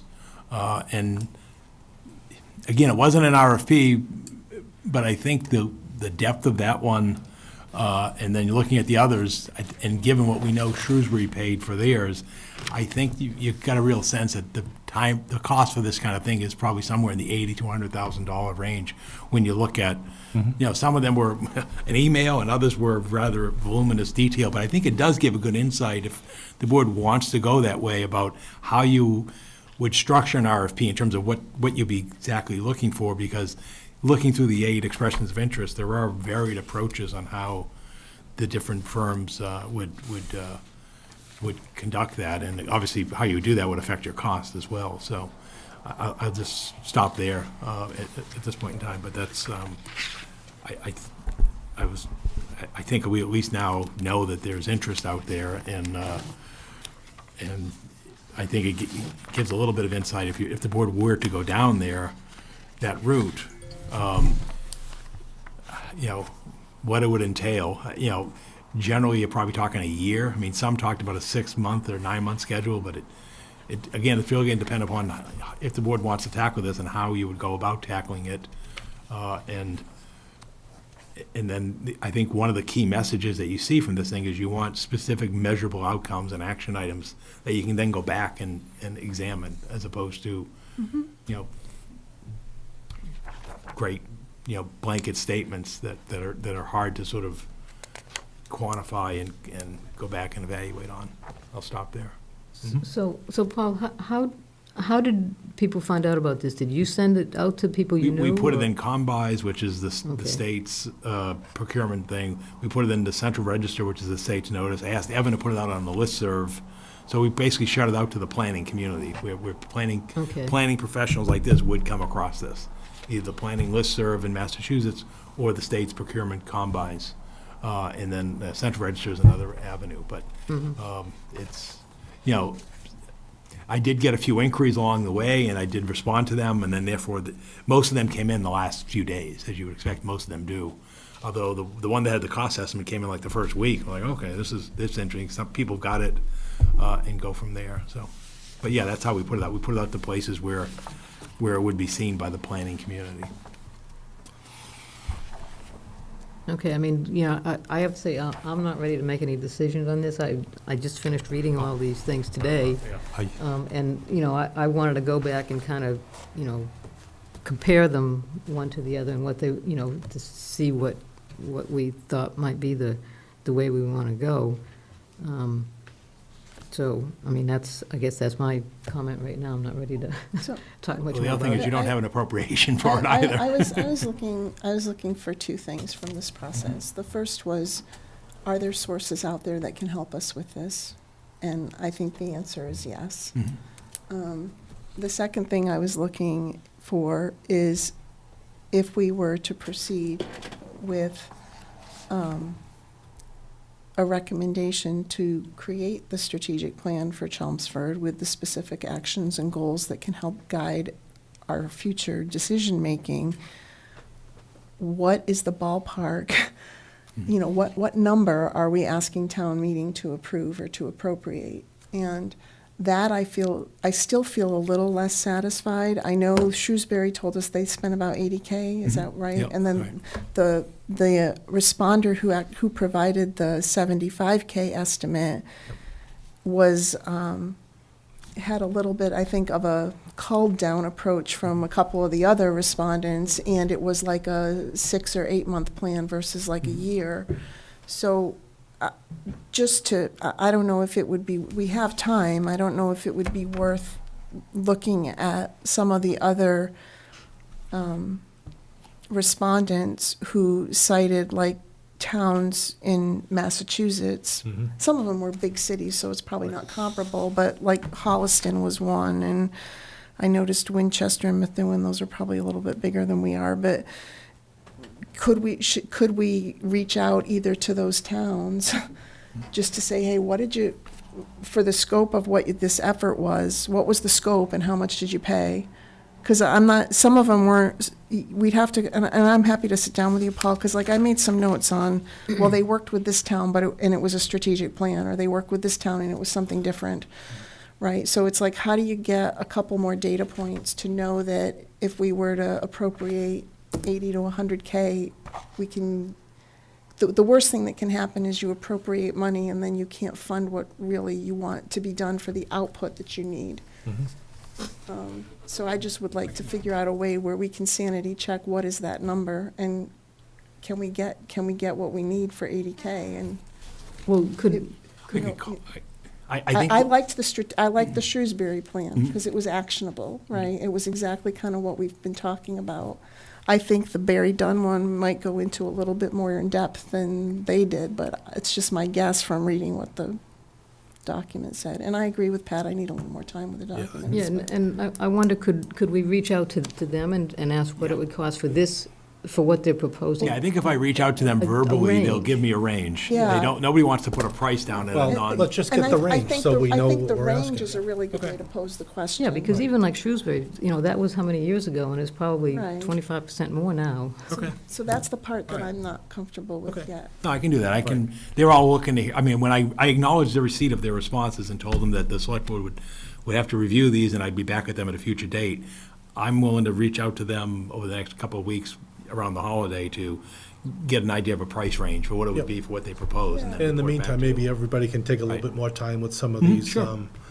Because we're You not know- selecting one right No, now. no, We're no. just- Right, no, we're no, just no. using it No, to no. inform our decision process. We can't, we have to procure it. I kind of breezed through this, and, a few things hit me is the differences between the companies that have done, it's kind of spotted around the states here versus Massachusetts. They may have one or two that they dipped in here, and then other ones that seem a little bit more concentrated in our state, Right. which, to me, gets a little bit more interest for me. Sure, yeah, I agree, yeah. and some of them looked like they wanted to do almost the whole thing virtually, and that to me wouldn't Yeah. work. I mean, we've had enough of that.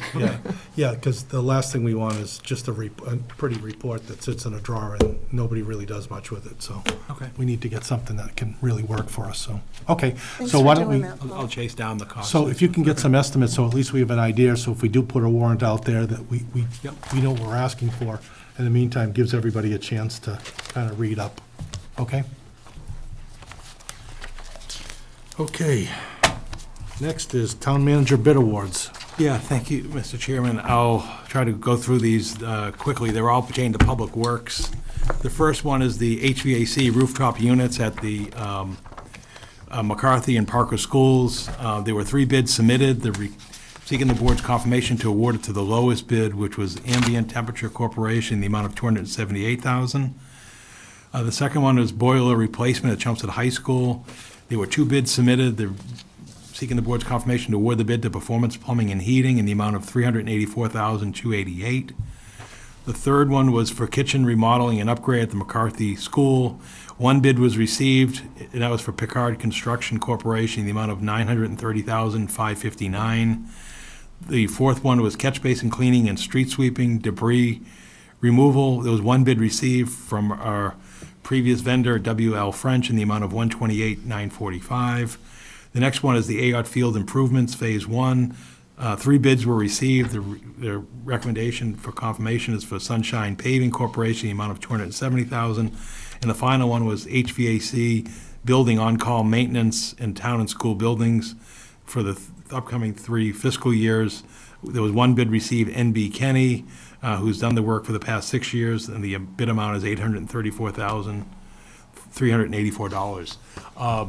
I did discuss this with Christine Clancy. It's their recommendation, or her recommendation to me, through me to you, that we award these. To address the concerns of the lack of bids, it's 2 things. One is some of these are time sensitive, like the McCarthy Kitchen and so forth. And others, just it's showing you the market that's out there that, which we've run into before. It's just, there's more supply than there is demand for vendors, and that's why, but bearing that in mind, I would seek the board's confirmation for the bids that I just presented. Okay, can we take these as a? Sure, you can take them as a slate aggregate if you want to Unless just do anybody that. has any specific areas that they want to go into. Okay, Pat, take a motion.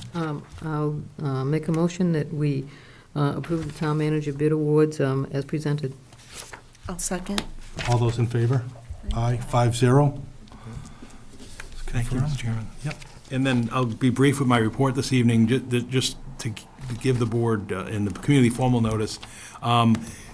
The Massachusetts Economic Assistance Coordinating Council had its meeting on June 15th. They approved the town's local tax increment financing agreement for analog devices. So at this point, I guess we'll await the action. Now the company has the ability to proceed to the federal competitive funding round, so we'll see where that goes. Again, we saw the notice in the Boston Globe last week about this. My sense is that probably came from an excerpt from the Globe who saw the agenda or materials that were on there, because I've not been notified by Analog, nor have I seen anything on their website that indicated they've moved forward or obtained federal funding. Regarding the other thing to note is we did receive, through the assistance of NIMCOG, the Municipal Pathway to Clean Energy Grant Award, and that's to develop a net zero emissions plans for municipal building operations. That has a value of $28,620, and that would take place over the next May through the Clean Energy and Sustainability Committee. And then, as the board is aware, we also have similar earmark in legislation that's in the state budget that we hope to see in the next month, at the end of July. So this would cover the municipal buildings, and then the one that Senator Barrett submitted would cover the school buildings. So again, through NIMCOG's assistance, we have the draft scope of work and the MOU to proceed with that. On the other good news is, since our last meeting, the Department of Environmental Protection announced the funding awards through the Massachusetts Electric Vehicle Incentive Program, and the town was awarded a grant of $15,000 to acquire 2 electric vehicles, obviously at a cost of $7,500 each. And that goes back to vehicles that were approved at town meeting. And you may recall we had that discussion. We indicated that we had expected that the funding award would come through. And then the next and final on grants and funding is we did receive from the Massachusetts Interlocal Insurance Association a flexible grant in the amount of $36,186. And working with our safety committee and safety compliance officer, that will be used for the purchase of 2 gas meters, harness and retractable lanyards, 5 fire extinguishers, roof inspections, vertical lifelines for exterior ladders, and 3 school zone signals that are powered by solar. And then lastly, in compliance with the town's charter, and Section 4.6, I submit to you the annual list of 3 qualified officers who may act to perform the duties of town manager during my temporary absence or disability, and that would be Finance Director John Souza, Department of Public Works Director Christine Clancy, and Police Chief Colin Spence. And either Director Clancy or Chief Spence could sign payroll and vendor warrants. And the reason that John couldn't do that is he can't be the treasurer and signing the warrants. So again, that list is similar to the positions of previous years. So that concludes my report for you this evening. Okay. Appointments. First one, Select Board appointments. Board of Registrars, 3-year term expiring 6/30/2024. Yeah, Mr. Chairman, the current registrar, Jim Lane, his term expires. He's expressed a written letter of interest to be reappointed, and as noted by the town clerk in her outreach and so forth, and by Christina Bruce through ours, how this works is, under state law, the Board of Registrars have to have it's a 4-person board, and you can't have more than 2 of one party or less than 1. And where we are right now is, with Jim's term expiring, you have the flexibility to go to either side because the clerk is unenrolled, and then the remaining 2 members are, one's a Democrat, one's a Republican. So the board has the discretion about which party to choose from. So you have a list from both of the town committees of the respective parties of 2 names from the Democratic Town Committee and then 3 from the Republican Town Committee, including Jim Lane, who's seeking to be reappointed. I have a question, though. In the letter that Christina had sent out, she does note, to maintain the best representation of the 2 leading political parties, the vacancy should be filled with an enrolled member of the Democratic Party. I mean, we've never had that Yeah, and it's requirement. not in the statute, so I don't know where that came from. Okay. Because I looked, and that's why I quoted the copy of the statute here, chapter 51, Right, I didn't see section it in the 15. yeah, It's not right. there. So it doesn't have to be, Doesn't have to be, no. as long as we don't have less than one. Exactly.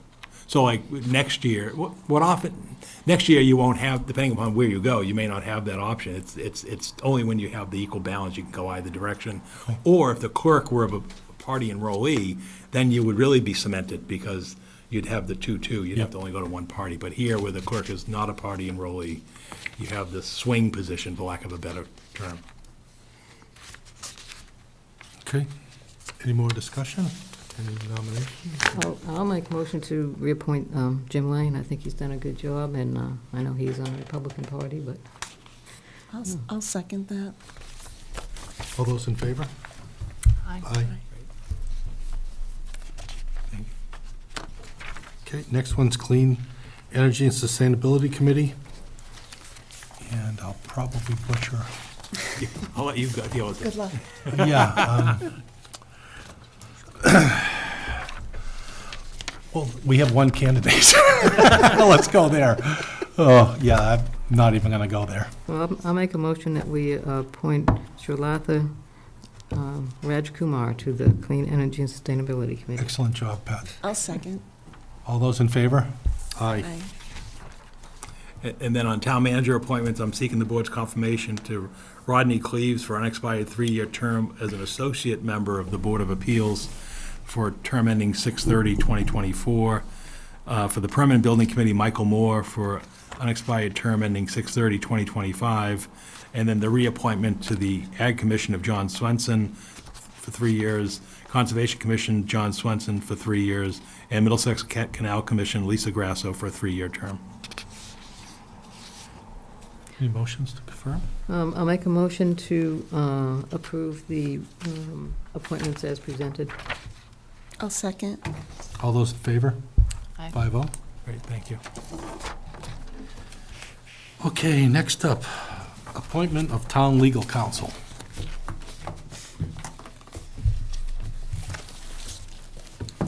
Any discussion on that? So this is for which, for general legal counsel, for town clerk, for labor? What are we talking about? Everything. yeah. Everything expires in Okay. the end of the fiscal year. And I think the last time we were here, we had the letter from our town clerk with her request, and I think her request was around records and elections to go in it. For town clerk. Her, yeah. her request was for Oh, okay. expressed concern. Yeah, I had it as elections and records. Okay, I thought she wanted it for all the town for clerks. everything? Yeah. I mean, I'll just restate my concern. I'm concerned about any department having their own counsel. I think that open meeting law and COI are much broader than the town clerk's office. We've had town council help this board with open meeting law in the last, 4 years multiple times. Paul got involved with the planning board recently. So the public records, I guess I would defer to town council if, I don't have that is very much insulated with Tricia, and if that's something that there's no objection to moving over, I'd be okay with that, but I do not support open meeting law and COI and having the clerk have their own counsel. Right, I guess I jumped out, and that's because what I did support was election law and public records law. When I looked at her, I just pulled her letter out now, so I don't know what everyone else's thoughts are. I mean, I appreciate the town clerk's desire to have KP Law be their clerk. I think they do an excellent job as far as municipal law, and I think especially with the town clerk, it's usually very timely, time sensitive, and very critical that it be done as soon as possible and as accurately as possible. So I would support her request for KP Law for town clerk. And for other, staying with Mr. So Haverty? you would have town clerk, you would have two different councils then for open meeting law and conflict of interest for the town? I guess we would. Well, then maybe we don't, maybe we shouldn't. Maybe we should just go to KP Law, for the general also. I mean, as I said, KP Law is who everybody looks to as the experts in municipal law. When the MMA is looking for somebody to conduct a webinar or on anything, you always see Lauren Goldberg there. Nothing against Paul. Paul has done an excellent job, but we would have access to such a larger staff with more experience, people that have specialties in all different areas of municipal law. So I'm a little bit confused. So why is it that we think that we can't just carve out election in public records? Right. That's I what agree. I would do. You know? We can. Yeah, I think we can, too. You can carve out everything. Yeah, well, and that's, okay, well, that's But I think my the thought clerk's on this. ideal is to have them take Yep. everything for them. Okay, no, yeah. that's fine. In which case, I kind of agree with Pat, and Virginia, actually, if you're going to do open meeting law and COI, then you should have the same legal counsel across the board for those things, I agree, not separate for the clerk. I don't think that's what you were. Right. I would be in favor of continuing with BBHS for town council, continuing with KP Law for labor council, and unless there's some gross objection, having KP Law continue with elections and pick up public records. That's, I agree with I that. don't, I I agree don't with see that any as well. reason for any drastic changes. Yeah, I don't have any problem with that. do we have a motion? You can do the motion. Sure.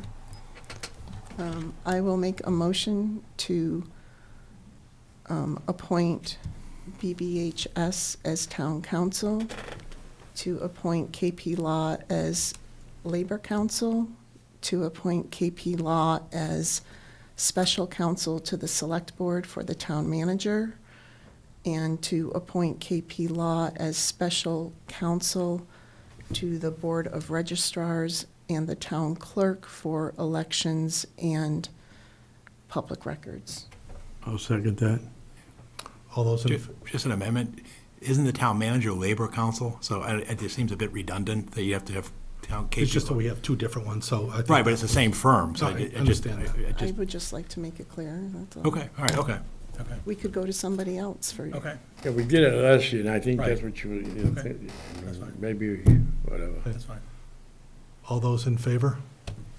Aye. 5-0. Okay. Meeting minutes, Select Board regular meeting minutes from 6/5/2023. Are there any comments, or? Make a motion to approve the regular meeting minutes for June 5th, 2023 as presented. I'll second. All those in favor? Aye. Aye. And announcement of determination of releasability of executive session minutes. Minutes for release, May 15th, 2023, Segment 5, June 5th, 2023, Segment 2. Minutes not for release, May 15th, 2023, Segments 1, 2, 3, and 4. Okay. Liaison reports, George? I just have one. If the board members and the public are not aware, on June 14th, the planning board had a discussion with NIMCOG regarding the MBTA zoning requirements, MBTA community zoning requirements. And the planning board chair was just requesting that if you haven't watched that discussion, just watch it and stay up to speed on that in case we need to come back together as joint bodies at some point to talk about where the town's going with it.